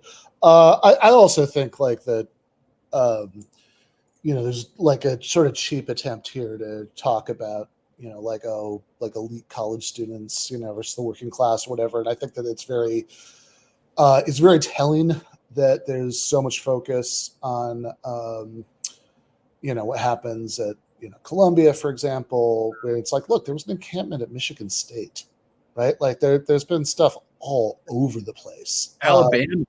I don't know if there was an encampment, but there were protests in Texas, Alabama. Yeah. I mean, there have been encampments in some of these places. It's also very telling, by the way, that like by historical standards they're actually being cracked down on much more severely. So I wrote about this, for Jacobin, like the Columbia Hamilton Hall that was occupied by protesters last month. They had that was the one that was occupied in 1968. That lasted for about a week before they brought in the cops. It was occupied in 1985 by anti-apartheid protesters, and it lasted for 3 weeks and ended without arrests. And in the 2024, when it was occupied by Palestine protesters, they brought in the NYPD within less than 24 hours. I mean, I was just going to say here, in Texas, at the University of Texas, they started cracking kids' heads before the protest even started. I mean, like the march it wasn't even supposed to be in a camera. Who knows, Sure. going on. But like, it was announced to start at noon, and police were attacking the protesters by about like 12:07. You know what I mean? It was like it didn't even escalate. It was just like the very presence of young people gathered in the space was met with some of the most severe violence, including an attack on a media member, a videographer for one of the local news channels here, who they're trying to charge with assault on a police officer. And people should go and see that video if you haven't already. I mean, it's a truly wild example of not only just how these student protesters are being put down by their own universities, but how journalists are being treated. And this has been something that we're seeing more and more of with the police departments all across the United States, really coming at journalists. And in this case, usually when we're sorry, our cops got all heated and they can't tell the difference between young people and journalists. In this case, after the fact, we have the video, all this kind of stuff. They are continuing to try to make charges stick against this, non-politically motivated guy who happened to be, in the crowd as the police marched in, and a police officer said he brushed his head. And literally, even in the statement from the cop union, they were like, it doesn't matter the severity and if it was dangerous or whatever. Assault is assault. I mean, again. Let's not get tied down in the narrative, because the fact is they're trying to tell journalists in the United States, particularly here in Texas, that hey, we might come at you hard if we want to make an example out of you, and that's set up to dissuade folks from showing up, dissuade people from maybe getting in the thick of it. It's very, very dangerous stuff, and it's talking about free speech. It's something else. Yeah, absolutely. Let's keep going. And worldview. Is it possible to separate? I think we would all agree, legitimate protest at any time, anywhere against war as a failed way to solve for human differences, versus the fact that this war has a belligerent, most notably Hamas, who have deeply illiberal principles, ideas, and beliefs. Does that matter to you, Ben, that for many people watching these protests, these things have become conflated in the public's mind's eye? Well, I think it's been conflated because people like Jamie have worked very hard to conflate them. The actual cause, which is opposing the atrocities in Gaza that are on an entirely different scale than anything we've ever seen anywhere around the world in recent years. Again, I think those contrasts with Iraq, Ukraine, etc., are really telling, with these entirely spurious charges of anti-Semitism that we just heard. That this alleged, people allegedly being asked if they're Zionists. I guess we'll see if that turns out on investigation to be true. But I would point out that anybody with even a passing knowledge of the Palestine Solidarity Movement in person and firsthand will tell you a very obvious thing, and something that's very unsurprising to anybody with the slightest knowledge of the American left, is that a massively disproportionate number of the protesters are themselves Jewish. There are people who try to dismiss this as tokenism, but I think that's just not living in the real world. The Jewish peace movement is a huge driving force behind what's happened. And while the illiberalism of Hamas is certainly true, I do struggle to see the relevance, because Israel itself makes no claim whatsoever that they're fighting, that they're killing these tens of thousands of civilians in order to impose social liberalism on the survivors. That's not, you can search in vain, the pronouncements of Netanyahu, Ben Gvir, etc., for any kind of claim that that's a war goal, right? So given that it's not a war goal, I don't see the relevance, and I think that it's very often true that wars that there are very good reasons to oppose have targets, that are bad or illiberal in one way or another. Jamie mentioned the protests against the war in Vietnam. I hope we can all agree that the war in Vietnam was very bad and it should have been protested, even though the North Vietnamese regime was, authoritarian in many ways. I think that now in 2024, nearly everybody who supported the Iraq War, with very few exceptions here and there, wishes they could delete that part of their political history, and very much regrets taking that position. But Saddam Hussein, was certainly an authoritarian dictator. I would simply suggest that that's not the most relevant question when you're asking, is it okay for the United States to back a war that has involved millions of people being forced at gunpoint to leave their homes, and tens of thousands of civilians being slaughtered at a far greater scale than other conflicts in the recent past? And I think that the illiberalism of the official enemy is just not relevant to that question. Hi, Munk listeners. I wanted to tell you about our upcoming journalist, Gideon Lett, your live stream access to the Munk debate on how these protests are unfolding, the extent to which some members of university campuses, primarily Jewish students and Jewish faculty, have indicated that they feel threatened, or that they've been the subject of intimidation as a result of these protests. I want to get Ben to weigh on this also, but set the case for us as to why you think this feature of the protests, which you believe is widespread, undermines their legitimacy and would suggest that they're not on the right side of history. Well, I should be clear that I'm a free speech absolutist, and I've actually argued in the New York Times that the expression "from the river to the sea" should be allowed on campus. That you should not be punished for saying that. While I consider it a call for ethnic cleansing, other people don't see it that way, and I don't want university administrators becoming like literary commissars and deciding whether or not certain expressions are acceptable. But I can see why Jewish students would view that as being a threatening statement. And if it's being used in a threatening way directly at an individual, right? If there's harassment, those are types of activity that are not protected by the First Amendment and that people should be punished for. But I think that that's actually been quite rare. And I don't, to the extent that students should be expelled or suspended, it should be for violating university regulations, breaking into an academic building, preventing freedom of movement, preventing other people from studying and going about their day. Those are the sorts of things that should result in punishment. Ben, I want to come to you on this point. If we look back, I don't know what, civil rights protests or protests of the Vietnam War era, yes, there was lots of hot rhetoric, lots of anger and frustration being expressed. But I think maybe some people would say what's different today is there's an element to these protests, and let's hear your counter argument, who are at times targeting a certain cultural and religious group. Is that new? Do you accept that contention? Let's hear you on that point.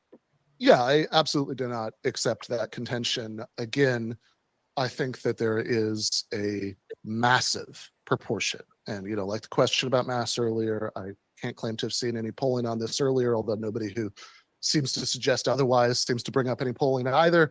But it seems to me anecdotally that there is a massive proportion of these students who are themselves Jewish.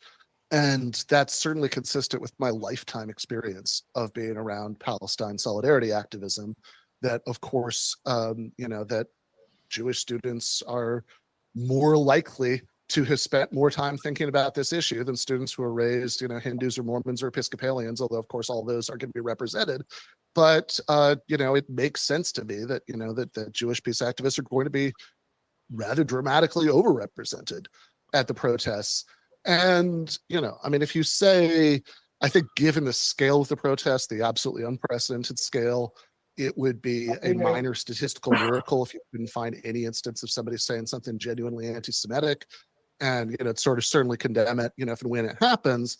But I'd also say that, if you're really talking about, violence and intimidation, we've heard all sorts of spurious claims. The Yale student who claimed to have been stabbed in the eye and was then refuted by her own video, for example. But, if you actually want to talk about violence directed at Jewish students, then overwhelmingly, these Jewish students most likely to be victims of violence in the last couple of weeks are protesters. That, if you look at certainly the scale and ferocity of the crackdown, which is really unprecedented. We've heard these comparisons thrown around in this conversation to the Vietnam era protests, so that's a nice one-to-one comparison to look at. That when Vietnam War protesters broke in, if you consider that violence, and occupied Hamilton Hall in 1968, the university waited a week before calling in the cops to clear them out. In 1985, when Hamilton was occupied by anti-apartheid protesters, then they actually left after 3 weeks without a single arrest. They knew that a judge's order was going to come down soon, and so they left in anticipation of this. In this case, it was within less than a day, and I do see really considerable irony in the fact that so much this has been justified by the principle of the badness of the disruption of ordinary campus life, by the principle that it's really important that everybody have access to all areas of campus. But of course, the effect of the crackdowns has been to violate those principles much more dramatically than the protests themselves ever could. Look at Columbia, where students and faculty have been, entirely locked out of the campus and as part of the crackdowns on the protests. And, last point on this, I think that, one thing that you just have to reckon with if you're going to be serious about this is that American Jews are really increasingly divided on this, that even in 2021, 1 out of 3 young American Jews told pollsters that they considered Israel to be an apartheid state. Common sense would suggest that the number right now is probably a lot higher, given what's happened since 2021.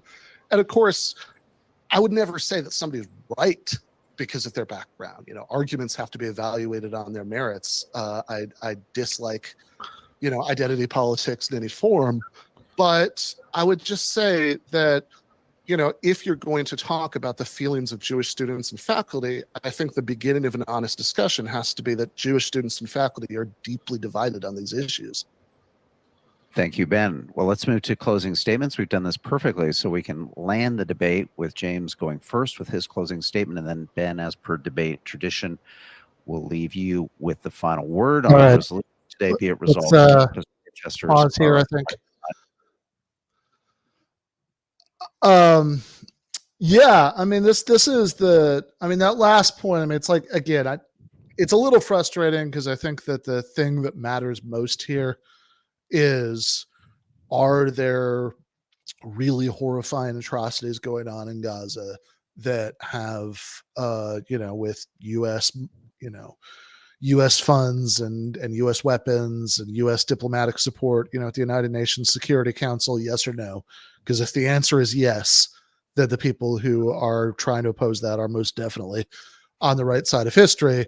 So all of these other issues are really side issues to that. And I think it's not good to get too wrapped up in any of them. But like that last one, I think, is maybe the one that sort of bothers me the most, just because of kind of the absurdity of it. Like, and I mean, I have to say personally, I've never felt the force of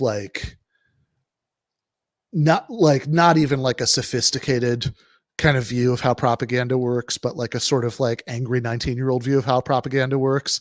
Like, I've never sort of felt what's accurate in that picture more than I have in the last few months.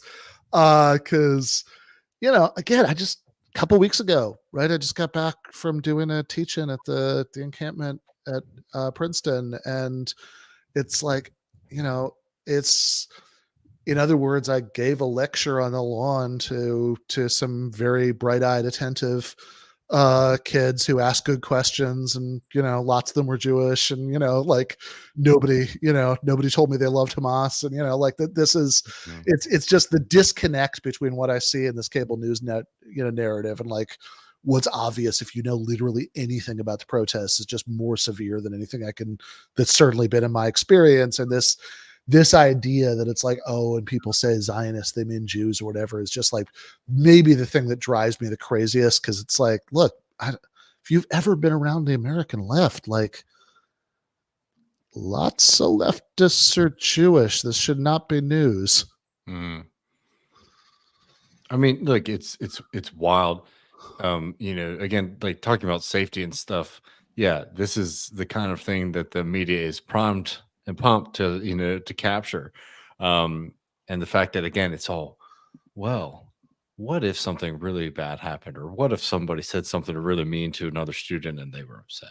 It's wild that we're doing this when we see every day, wild and horrible stories about what's going on in college campuses with Arab, Muslim, and Palestinian students. I mean, hell, right here in Austin, Texas, after a major Palestine protest right around UT, a Palestinian American was stabbed. Right? Where is this kind of conversation about the safety of Palestinian students or Arab students or anything like that? Right? It's very, very inaccurate to what the reality is on the ground, as you're pointing out, Ben. And then again, incongruent in the same way that instead of talking about the slaughter of Palestinians that is upwards, we're 40,000, whatnot. And who knows what the final numbers are. Again, like, it's just the numbers are getting to a point where it's like hard to even, keep up with it.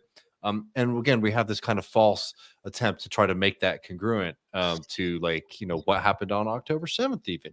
And not that I believe in this kind of weigh lives against each other kind of thing, but it's just absolutely wild that when we actually are seeing incidents of violence against Palestinian Americans, when we are seeing Palestinian Americans basically being told by politicians all across the country that, by the way, you guys aren't really real Americans. We don't view your group of people the same way that we view other groups in this country.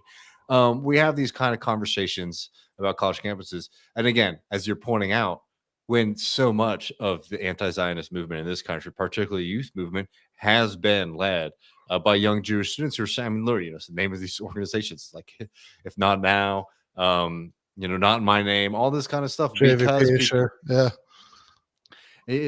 I mean, I can't, it's amazing that they still do it. And I totally agree that it does make you feel a little wild to be lied to in this way, to have the media still talking about in the way that they do. I mean, again, it's because it's because it really is just so simple at the end of the day. I know they hate it when you say that, but it's true. It's just so simple. They have to rely on these kind of flights of fancy to even be able to produce some level of coherent argument for why mothers should be bombed, why bakeries should be disappearing. I mean, again, you can never not, it's worth pointing out every single time. It's wild to have these kind of conversations about college campuses in America without mentioning what's happened to college campuses in Gaza, which are effectively rubble at this point. Yeah, I mean, to the point that the last one that wasn't rebel yet, a couple months ago, was blown up, not even by aerial bombardment, but by a controlled demolition, by the IDF. That's so like this is, which is really, I mean, a telling detail to me, not just because it's, I mean, the context of all this is talking about what happens at college campuses, and all these college campuses don't exist anymore, but also, I think it really, I think it really shows you what's going on in Gaza, which is just really, I think, could not be clearer, which is that the end game is to destroy the possibility of normal Palestinian life resuming after all of this is over. I mean, there are people in,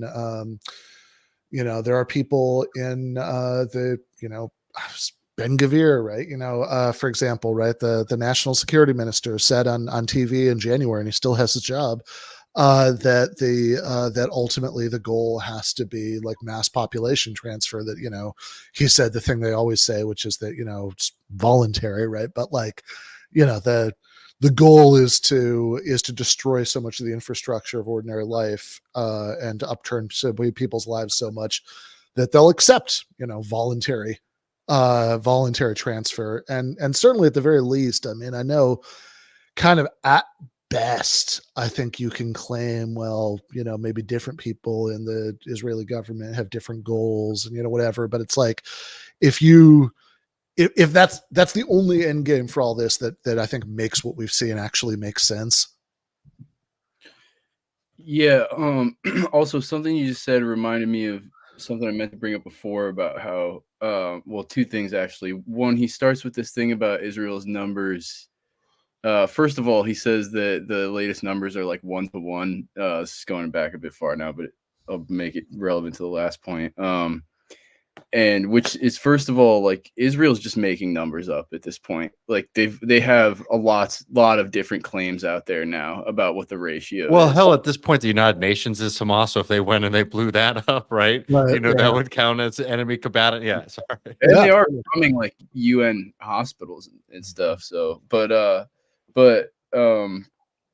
also another thing that you just alluded to again is that I think in your opening you mentioned something about the building, the university being blown up in a controlled demolition, and I thought it was interesting that in his rebuttal he still went with this kind of canned argument that a lot of pro-Israel people have, which is like, oh, crazy shit happens in war. Sometimes you miss. Sometimes like it's like he just gave you an example where they blew it up in a controlled demolition. You can't claim that like it's a mistake if civilians die. Well, and I think the mass displacement too. I mean, I think is the part that's like kind of hardest to reconcile with that narrative. That I mean, beyond the casualty figures themselves, which are obviously fucking insane. I mean, like again, after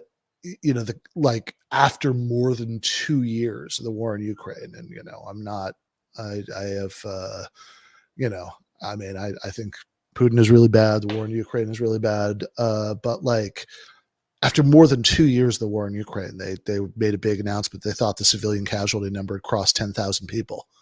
And that's Ukraine, right? Which is 43 million people, and I mean there are tens of thousands of I mean certainly at least 40,000 or so at this point people who are dead in Gaza, and I mean sometimes people like Jamie will just come up with this number out of nowhere where they say 1-to-1. It's like you don't even even if you're counting everybody who's an adult male, like not even Obama's military age males, but just everybody who's an adult male, even very old men, even if you're counting all of them as presumptively Hamas, that still doesn't get you to anything like 1-to-1. Right? And even if they all were militants, like how bad, like I think that 1-to-1 is no, that's really bad, right? Because I mean, if you're killing like yeah, you're still killing tens of thousands of innocent people by your own admission, Right. even if you think that's the case, right? I mean, this is the idea people will often do this thing where they say, well, this is actually a really good number for urban warfare, where you'll notice they're writing themselves the weirdest little permission slip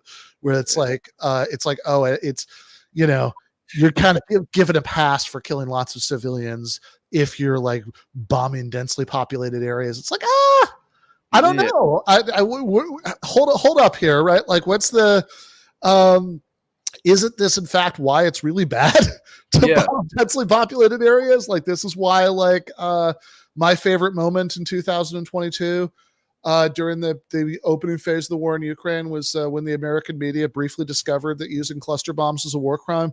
You know, because yes, if you're like Russian Air Force is like dropping it on, you know, Ukrainian cities, that, you know, this idea that it's like, oh, well, see, that's not too bad for, you know, urban warfare. It's like, yeah, I mean, just on that simple human level David was talking about earlier, but it's like you're announcing that you're okay with killing as many innocent people as fighters, even on your delusional pulled out of your ass numbers.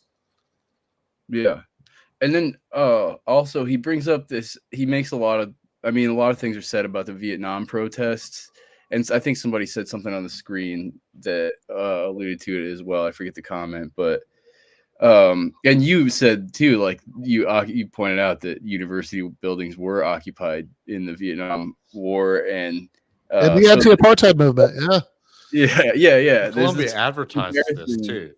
Yes. Yeah. The rich history of, you know, campus, you know, protest activism. Yeah. There's this false comparison that like, you know, the Gaza protesters are like way more violent, I guess is the implication. Or he even says it at one point.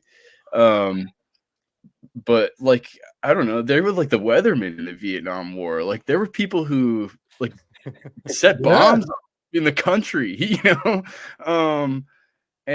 But I guess his point is that like, because these students aren't facing like job loss or jail or fire hoses or anything, like, although some of them are actually facing some of those things, but and stabbed, as David pointed out, you know, but I guess unless they meet this criteria of punishments that people used to meet, then he just I don't know, and then don't complain about punishment. That's why they're on the wrong side of history. It's like, you know, MLK never complained about Bull Connor. And also, like, one last thing on Vietnam, like he says at the beginning himself, like, we would all accept now that like the civil rights movement and the Vietnam War protests were on the right side of history. And like, I think he's overestimating how many people accept that and how he's kind of on track to being one of those like as late as the 80s, Jimmy Carter was saying that Vietnam owes us an apology. Like this guy is going to be that asshole, you know, when this is all over. I think 100%. I mean, you know, this guy, they'll take a lot of Washington to get the stench off of him. But like, when it comes to protests, I mean, I think that what we're seeing right now with these student protests and just in general, is a very serious worry from not only just conservatives but from like liberal elites about protest. I think that they want to see it limited. You know, the tip of the spear is obviously the Republican Party, which has passed all these really nasty laws all across the country. You know, here in Texas for sure. Which, by the way, shout out to CARE and the Democratic Socialists of America for suing my governor Greg Abbott over free speech because of what he's been doing to pro-Palestinian and human rights organizations here at college campuses. But we're seeing a unity, right? When you see Joe Biden come out and give a speech like he did before that raid on the Columbia campus. I mean, what message are we getting here? What message do the cops get? Well, you can do whatever you want, rough them up, right? And the difference might be that like Greg Abbott will live tweet it and will retweet some nasty right-wing troll account showing kids getting beat up and celebrate it. But Joe Biden will say we must do something to stop the scourge of anti-Semitism in this country. And, you know, it's just there is just no way about it that not only on this specific issue, but there's a worry from American elites about protest. And, we probably don't have time to get into will these protests work or whatnot. Sure. But they worry the people in power. And I have to add that the fact that these sites are at university campuses, they always love to make it about privilege, right? Let's not forget that plenty of these working class universities in places like New York, right? The City College of New York, all across the country also had these kind of protests. Yes, there's a lot of focus on Yale and Columbia, mainly because they start, a lot of them started there. Or at Vanderbilt, which also had a very early encampment, all this kind of stuff. But it's good that they started at those universities. You know why? Because the university systems, not only as a hallowed place of liberal democracy and educational, these are financial organizations that have a lot of financial ties to the state of Israel. And that is one of the main demands of the student protesters is ceasefire from the government, stop supporting, the genocide to the Biden administration and to the university that they pay tuition to, the community that they're supposed to be a part of. Hey, I don't want our money to be going to fund apartheid in Israel. I don't want our pensions, to be tied up, funding apartheid in Israel, right? There's an aspect here too that it's not just like, oh, maybe they should have picked somewhere better to protest, right? Why are they protesting their college president? And all this kind of stuff. Anyway, I have more on that whole thing, but it's just this is also. Look, this is also, I think, does explain some of why there have been such harsh crackdowns. A lot of that, of course, is pressure from state government and pressure from donors, because they, to shut down, dissent on this issue in particular. But also some of it, honestly, I think is because of that demand you're talking about, all that, disclosed divest, that it's like, no, stop fucking talking about us opening up the books and showing you where the money is. We don't want to do that. I also do think that point, David, that you made about just the increase in crackdowns, particularly ones that are sustained or effective, being increasingly harder in recent years. I wrote a piece about that in my late teens, probably one of the only good ones I wrote for Counterpunch, called "What is a Terrorist?" about the trend of how the surveillance state and the policing apparatus was starting to crack down, or not just crack down, but really monitor more protest groups, and how it might impact having a President Trump before that happened. But yeah, I think that's a really important point. It's an important trend. Yeah, not to twist your old argument, but it's time to make it again, because Lord, if under the Biden administration we're watching kids in Columbia at fancy universities getting their heads beat in by the police, man, that's a nice victory to somebody like Donald Trump, who's been demanding that they rough him up a little bit more, and all this kind of stuff. These folks, these liberals is who I'm speaking to, who are so pro Israel, want to see these kids abused by the police, all this kind of stuff. Let's teach them a lesson. Should remember that these are powers that do not go away. And it's frightening in a place like Texas, where some of the worst folks at those protests at UT is DPS, right, which has effectively become Greg Abbott's private military. He's been using them Operation Lone Star to terrorize people at the border, protected them after they failed to save those children at Uvalde, and they are showing up, as very much like a private military force for the governor, and he's using them when he sends them to attack students, saying, hey, let's stop slaughtering people in Gaza. That's a very worrying and anti-democratic tendency that we're seeing develop, not just in Texas, but again, in New York. And that's something that's going to be very hard for them to put back into the bottle after it's been out. Yeah. And it really undermines all of the democracy is on the ballot shit. Cause it's like, we can, like, if you see, it's like, yeah, someplace like New York, Democratic mayor, Democratic governor, Democratic president of the United States, Democratic city council, that like you see this level of crackdowns, right? Then it's just much harder. Honestly, I guess they're just counting on nobody remembering this, but like it makes it so much harder to be like, oh my God, yeah, if the if the other guy gets in, just you wait to see all the fascism. Well, also, I'm not the first one to make this point, but it's a notable thing too, because people will make comparing this to like the Black Lives Matter protests, and like why was there such a difference in response in places like New York, right? Sure. Obviously here there was brutal stuff, but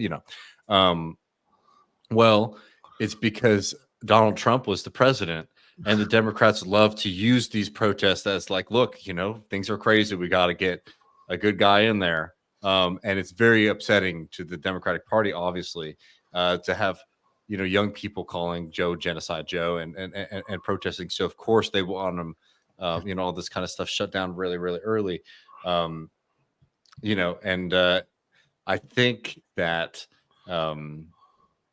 there's some other folks who have been trying to like make a point, Ben. I'm sure you've seen it about like, well, these young kids are learning their lesson after supporting cancel culture and all this kind of stuff. And look, you and I both agree on a lot of the stuff. We've been very anti, the cancel culture or whatever we want to call it on the left, those kind of tendencies. But I'll tell you one thing that has always been taboo to do, even at a college campus. This is criticize Israel. Criticize fucking Israel. So I don't want to hear it. It's just ridiculous. I mean, I was a member of Students for Justice in Palestine when I was in school. I was in college 2011, 2015. And it was completely untouchable then. It was dangerous, right? It felt like it was something that could be a career killer. And a lot of people who I organized with ended up on those weird ass websites for strange perverts to be, seeing what the college kids are up to and making sure that they don't hire them for any kind of job. Anyway, it's just like, there's so much discourse around this, the student protest that is just fucking plug and play stuff. Yeah, look, I think it's bad that like, some, leftists and student left people or whatever, like, had bad takes on free speech or still have them or whatever. Yeah. It's like, I'll criticize that stuff all day long. I mean, geez, I wrote a book about this, but like at the same time, like, yeah, pretending that it's like, oh, see, now they see what it feels like now. I mean, this is like Steven Saleta was fired from a tenured job at the University of Illinois, because in 2014, because of his tweets about bombing Gaza back then. I mean, he'd been offered the job, right? And he was coming in as a tenured professor. He'd accepted. I think he had like a faculty ID, and then people made a big stink about the tweets, so he could be officially unhired. Norm Finkelstein, right? Look at what happened to his academic career. Because of Alan Dershowitz and the Israel stuff. Jody Dean, right? Who wrote a piece I very much disagree with, but wrote a piece on the goddamn Verso blog, and that's absolutely ridiculous to be having professors losing their job because they're writing for Verso, right? A major publisher. It's just absurd. No, totally. I mean that. Yeah, absolutely, both halves of that. But yeah, like it's. I mean, yeah, but this stuff is like on October 6th, there were 38 states that had anti-BDS laws on the books, right? What's the other political view that you have 38 states passing laws criminalizing? Yeah. Like, and then not just in a social or cultural, like creating a stigma around it, but using the law to or the contract or whatever to actually punishing people with state contracts. I mean, they're like to the point where like in some of these states, like people have like public university jobs have to sign essentially loyalty oaths saying that they won't boycott Israel, which is again is wild. But we had like a whole week of discourse about the tents from Amazon that the young people are using to are staying in.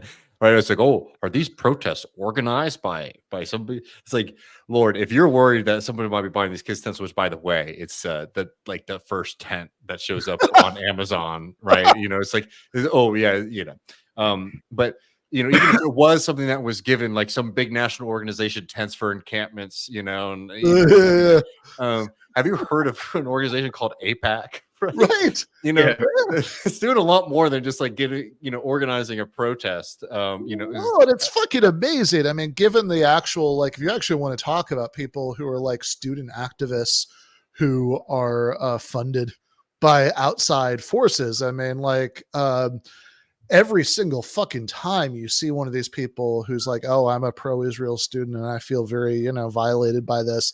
It's like, you know, you spend 15 minutes looking them up and it's like, oh yeah, they had the, you know,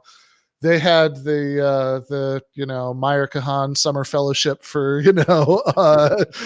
traveling to Israel to, to do Middle East studies last summer. Like, that's like, it's all like the amount of infrastructure that exists to prop up campus Hasbara is like really amazing. It's like a lot of the stuff is just kind of, I mean, it's like literally people are just being accused of doing the thing that the people making the accusations are literally paying people to do. It's just next level stuff. I mean, you know, I went to college in DC, and you know, what do you got to get when you're in school? You got to get an internship. The easiest and the best thing to get was with any kind of pro-Israel Zionist lobby, because they just had a shitload of not just like internships and things like that, paid jobs. And I remember talking to so many people who, like, maybe by, you know, their senior year of school had sort of like learned a little bit about the conflict and had changed, you know, their mind. But they're like, oh yeah, when I was a freshman in college, you know, I needed to get a job and I got hired to do some shit for AIPAC. I didn't really know anything about them, right? And it's just like, you know, you want to talk about like influence and organization in American society, trying to influence the way that college students think about politics. I mean, it is so wild to hear any kind of allegations or, you know, insinuations coming out like about these protests. You know, when we have just had it, like, you know, my entire life, you know, just some of the most wild involvement of pro-Israel organizations at college campuses, suppressing speech. Yeah. To the point where now they're toppling university presidents. No one's even off limits. Yeah, I mean, what was it? Is in Arizona where that university president is, you know, basically got pushed out because they said they would like meet with some of these protesters. I mean, just truly wild. Yeah, I mean, and Congress just passed the Anti-Semitism Awareness Act, which, you know, I suppose it's good that my late grandmother didn't live to see me legally classified as an anti-Semite, but in the like, it's like that, like, could actually create problems for like universities with federal funding, you know, because of just normal political views about Israel Palestine that people express that, you know, that are now, you know, being classified as anti-Semitism for the purposes of civil rights law enforcement. The TikTok ban, I saw Skella mention in the chat that you have like all these politicians who supported it, who explicitly said that part of their motivation for supporting it was that, you know, TikTok was like radicalizing the kids into having a problem with, you know, ethnic cleansing, which apparently they would be fine with if not for TikTok, you know. So yeah, I mean, this is like, you know, there's always been like, yeah, look, I think free speech is very good. I think that there are like definitely big parts of the left that have been bad on it, and it's short-sighted, and they should be good on it, and like all that stuff, 100%. But like, you know, it's just absurd to pretend that there hasn't always been a Palestine loophole, you know, exception for free speech. And in the same way, we're talking about those lazy arguments about, you know, does Palestine, does like Hamas recognize, you know, multiple genders, multiple gender identities? Argument. It's like, you know, the argument is like, oh yeah, you know, I think the college kids, who, by the way, you know, college is one of those things that's every 4 years, so it's absurd to start talking about what happened in 2016. These kids, it's not them, you know. But to sit there and say, oh, these college kids used to be bad on free speech, therefore now I'm sort of against free speech for these young folks, so that they can learn their lesson, is an equally absurd position if you have any kind of moral background whatsoever. Yeah, that's just, I mean, even if it were the same students, which, yes, that's a very good point, it's obviously not, but even if it were, right, that's just not how principles work. But in any case, let's watch the last part of this, Jake. Of history. So James, kick us off with the closing statements. What are the 2 minutes or so of remarks that you want to leave our audience with. Well, something that Ben and I probably agree on is that Donald Trump would not be a good president to have this November. I'm assuming that we agree that we don't want to see him reelected. What I fear is going to happen, in large part because of these protests, is that they will help reelect Donald Trump. Much in the same way, by the way, that the anti-Vietnam War protests in 1968 at the Chicago Convention helped ensure not just the election of Richard Nixon, but 40 years of near interrupted right of center government. Because when people see these images, and Ben and I are sort of disputing with anecdotes what we see at these protests. I, for instance, do not see many Jewish students. I also hear a lot of genocidal slogans. I hear only one solution, intifada revolution, which is not only calling for intifada, it's also using that word solution, which I can't help but feel is a not so subtle reminder of the final solution. I hear, say it loud, say it clear, we don't want no Zionists here, or there is no safe space, death to the Zionist state. That was heard at Columbia. And Ben and I can disagree on whether or not these characterize the movement as a whole. But these images of chaos and anarchy, and Ben was downplaying what's been happening on the campuses. He kind of sort of waves off the occupation, the breaking into and violent occupation of a campus building at Columbia. That should be met with punishment. Unless you want to live in an anarchist society where there's no rule of law, the law does need to be enforced. And usually protesters who are on the right side of history, they break the law in the firm conviction that what they're doing will be seen as justified in time. And I don't think that's going to happen. At least I hope not. I hope we don't live in a society in this country where 30 years from now, these protesters get what they want, which is the elimination of Israel. And so I would just say, for those reasons, that people should vote against this resolution. Thank you, Jamie, for that closing statement. You're listening to our debate today. Be it resolved, campus protesters are on the right side of history. Ben, you've been arguing in favor of the motion. We're going to give you the last word in today's debate.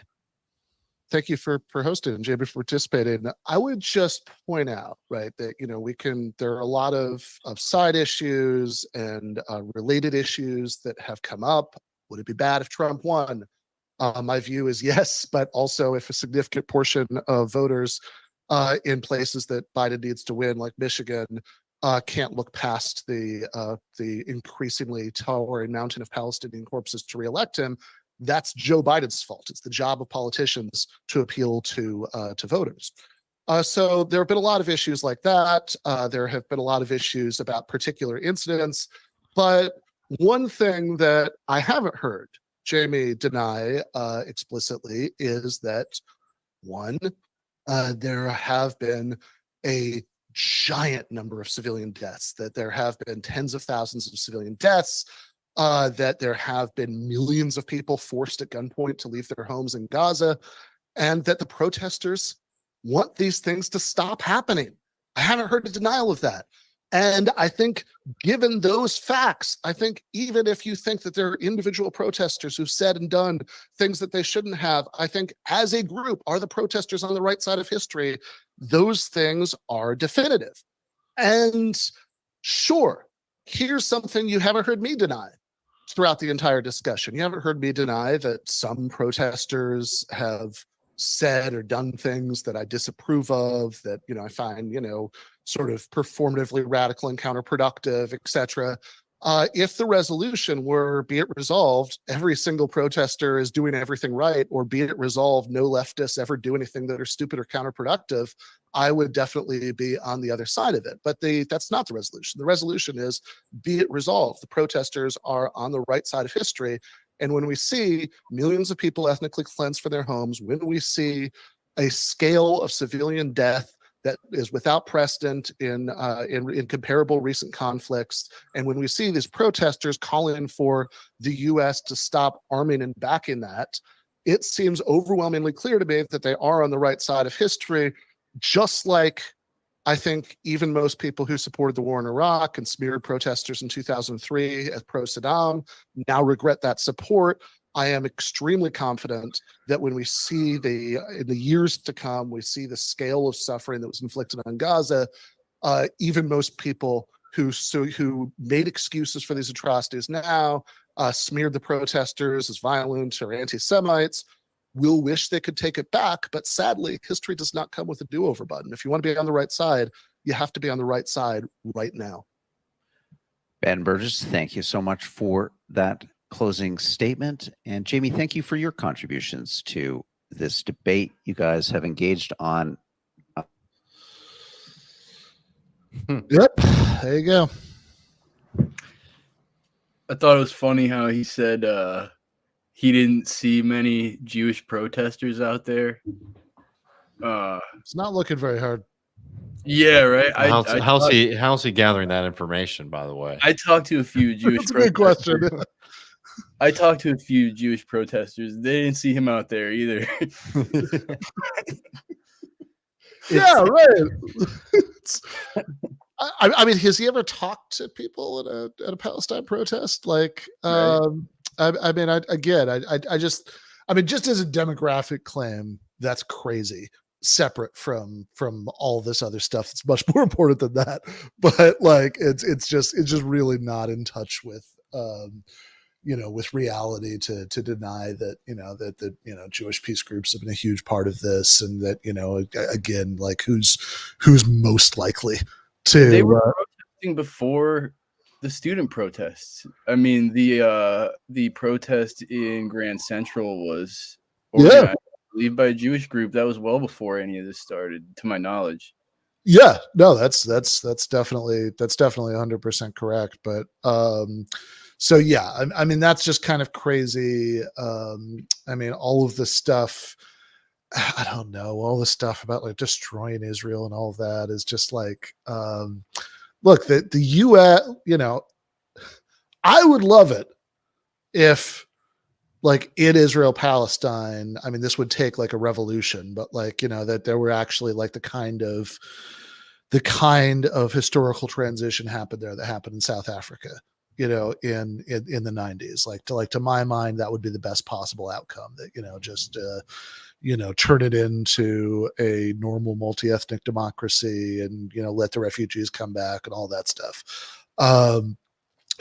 But also something like that would have to be internal. That you can't, like, there's no possible scenario whereby like protests in America somehow make that happen. Right. That's like, it's so even aside from the sort of dementedness of like, equating that with, because when he says that phrase destroying Israel, that's meant to evoke images of like military conquest or genocide, of Israel. It's like, look, this is a regional military superpower. There's no scenario where anybody's invading it. That's not happening, right? Like the scenario where Israel didn't exist in the form that it does now, right? That like the South Africa sort of scenario would, again, it would have to be something internal, and it's really hard to predict that in advance. But meanwhile, what actually could happen is that could happen as a result of stuff that happens in the United States, not as a result of what happens in Israel, Palestine. What could happen as a result of stuff in the United States is that the United States stops sending 2,000-pound bombs to drop on refugee camps, right? I mean, like, that's what could happen, partially as a result of, protests. And by the way, that's another reason that the protesters generally are not as concerned with the policies of Hamas, because they're not a part of that, like who are same thing. Like, if you're critical of the way the US is responding to Russia's invasion, like you can debate that for sure. But like, the argument of like, there's always like, do you support Russia? Are you pro Putin? And it's like I'm not going to like, yeah, Putin, if I were somehow given a vote in the next Russian election, he would not have my vote.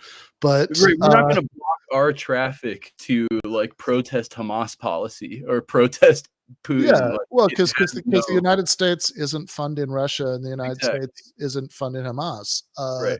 So it's like, yeah, look, the world is full of lots of things that I disapprove of, but like that's, you know, obviously as an American, my primary obligation is to oppose the atrocities that are happening with U.S. assistance, you know, and would be even if those weren't the primary ones happening in the world. That I think, you know, really like that argument that we got from him at the end. Again, it's not his. You've heard it 10 million times. But about, oh, well, you know, this is going to elect Trump, right? This is going to elect Trump. And when again, yeah, the simple retort is just like, well, maybe if Joe Biden and y'all are so worried about Trump, you should maybe take seriously the fact that, hey, it's not just student protesters. Americans do not like this shit, right? So maybe y'all should, you know, stop being so committed to the mass slaughter of Palestinians. But too, it's like it's this fundamental escapism, and it's a really wild thing to watch. You know, maybe what we would call liberals, and I even mean liberal in the more general sense of like, you know, liberal democracy, talk about politics in this way, right? Because it's very like it's very untethered from reality. So for example, with the Trump example, it's like, well, I don't like I want to live under a Biden administration, right? You know, this person, I want to live under a Biden administration. This is sort of bad for it. So I just hope it would go away. In the same way, it's like, oh, I like to go and visit Tel Aviv, right? So people being upset at Israel and for the racist policies and the brutality that are necessary for this place to exist, that's really inconvenient. So I would prefer if we avoid this kind of thing. And like, there's an aspect that's like very wild for like a political philosophy, like liberalism, which is all about the individual, right? You know, it's been known to bring tears to some folks' eyes when they talk about the individual.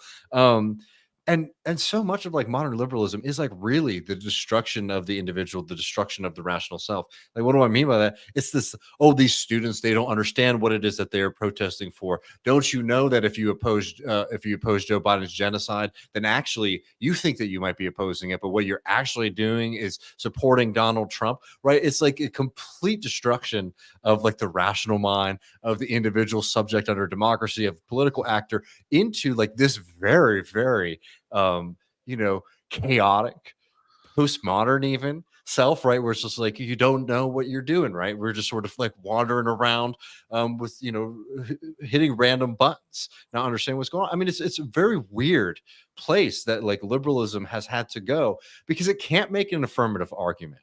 Right? Because it can't say that, hey, I like to go to Tel Aviv. It's very inconvenient to think about Gaza or to think about what's happening in Bethlehem. Or, hey, I like living under Joe Biden's, you know, America. It's nicer for me when I live in DC because you know what? When Donald Trump gets elected, all the bars and the cafes on 14th Street, they're going to have more Republicans in it. And I don't like having Republican operatives spending time, you know, near me, right? I mean, they can't make these kind of affirmative arguments. So they have to, you know, operate in this kind of postmodern, like, well, you think that you're saying this, but actually, once I put it through some insane filter, you are saying that, you know, it's ridiculous.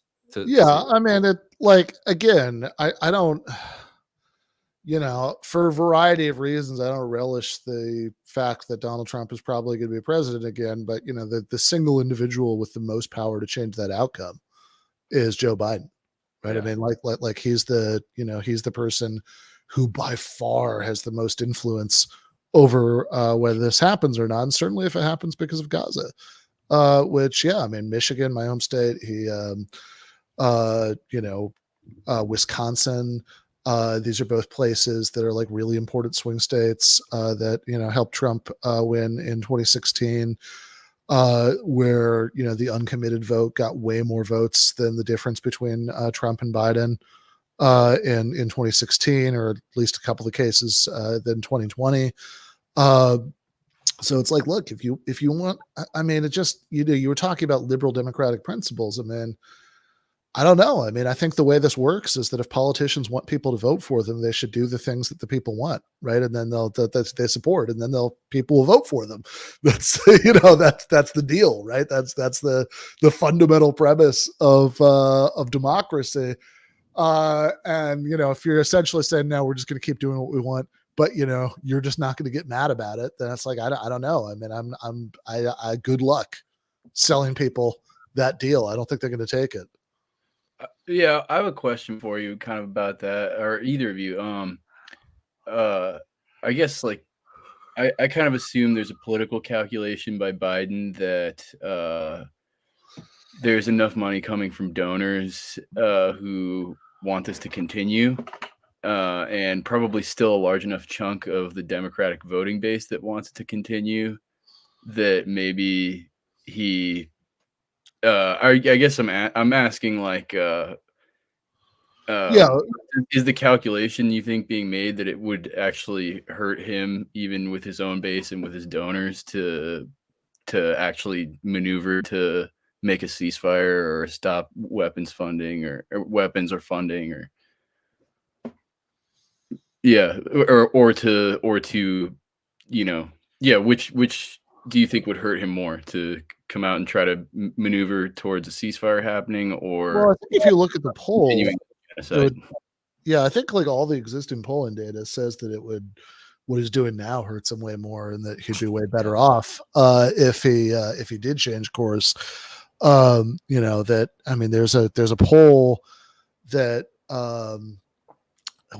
it might have even been like the New York Times Siena poll, or maybe The Economist, is one of the two, but it was definitely like a mainstream, cannot be accused of being in the pocket of the radical left poll, that said that 50% of people who voted for Biden in 2020 thought that what was going on in Gaza rose to the level of genocide, and 30% weren't sure.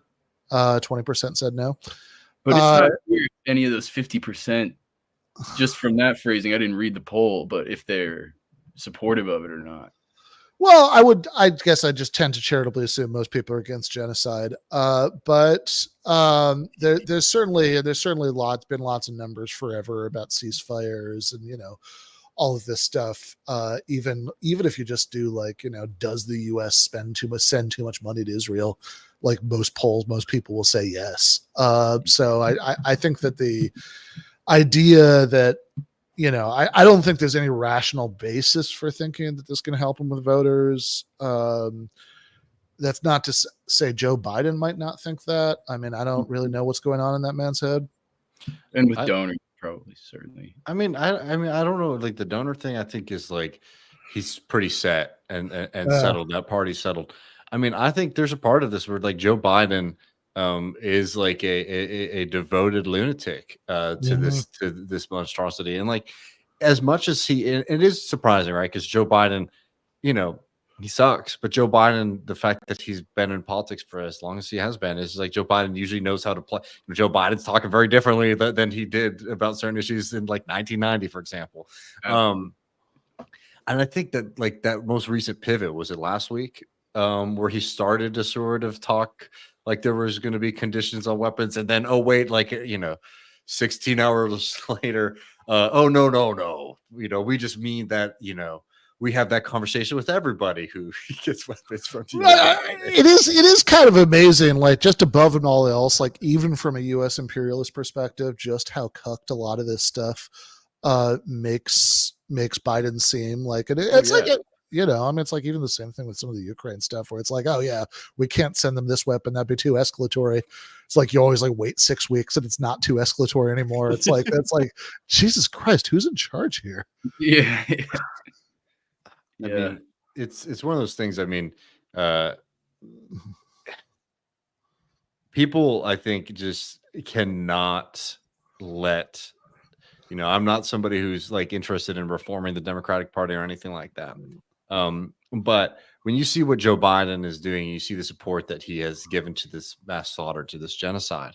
It really is hard to imagine a way to handle the situation worse, right? And we could talk about a million what ifs, but truly, what we've seen from Joe Biden is like one of the worst scenarios possible. And there has to be a consequence for it. There just has to be. And I think that this is one of those moments where any of these kind of like more cynical games that we see from folks, it might be time to call pause on that, because, having something like this happen and saying, yeah, part of the political project is sort of being cool with mass slaughter and genocide. I don't know. I think that just sort of has to be a political line in the sand that, like, we, especially anti-war and socialists, don't cross. Yeah. I mean, this is, I actually think if nothing changes, quite apart from anything that we do, I mean, this is gonna kill him, but we'll see. If, maybe he can do without Michigan, he can do without young voters, he can do without, et cetera, et cetera, et cetera. Stranger things have happened, I guess. But, I mean, I would just say it's like, yeah, I mean, I agree with you. I think that, I think that I think the way I've seen some liberals shrug this off and sort of, it's like, what was that meme that was going around that was like, it was like a trolley problem thing. And it was like the, like on one. Oh, I know this one. Yeah. On one track, there's like the stick figure and there's like a Palestine flag next to it.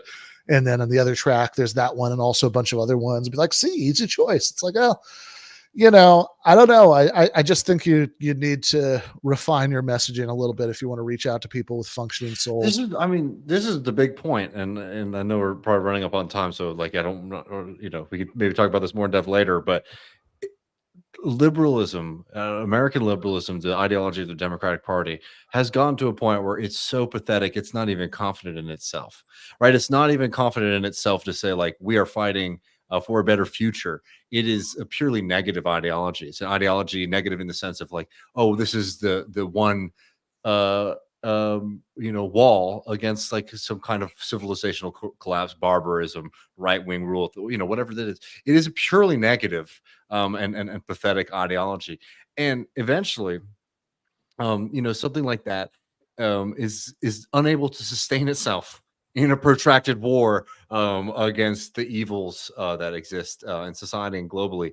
And it's been really an amazing thing to slowly watch this crisis continue from something that seemed like, it might be different under Obama, right? We all know it was like, fake the hope and change, but at least there was like a kind of affirmative politics to it, right? Or an aspirational politics, even if it might have been a trick.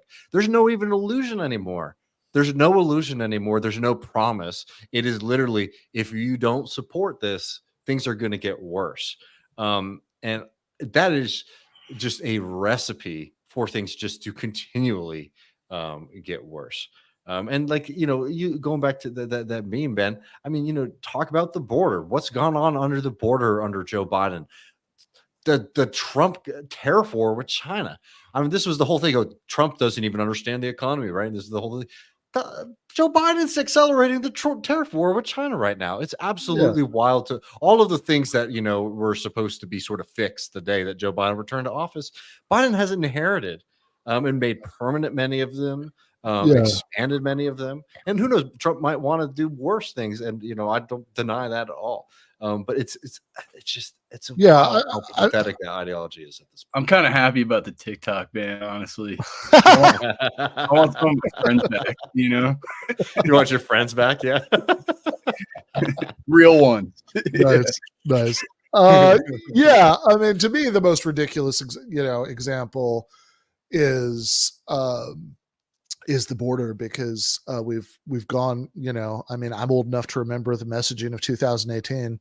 And we've gone all the way from like the main reason you were supposed to think Trump was a fascist in 2018 was, kids in cages, the brutality at the border.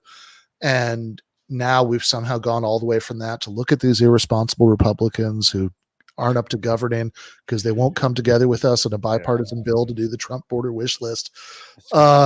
It's really amazing. And it's like, again, it's not, I'm not saying, because I don't want anybody to get this twisted, I'm not saying it's like, oh, there are like no policy areas where there are important differences between them or that the differences matter or anything like that. I think there are, but like it's just I think that the lack of positive vision you're talking about is really telling. And again, I just think that like if you are a person with a functioning sense of integrity, then it's just, just kind of making these like, oh, see, there are more people tied to the track in this other scenario arguments. I mean, that's just, I mean, that you're just kind of presuming that everybody is as much of a sociopath as you are. And, you know, I don't think it's going to work, and I don't think it should work.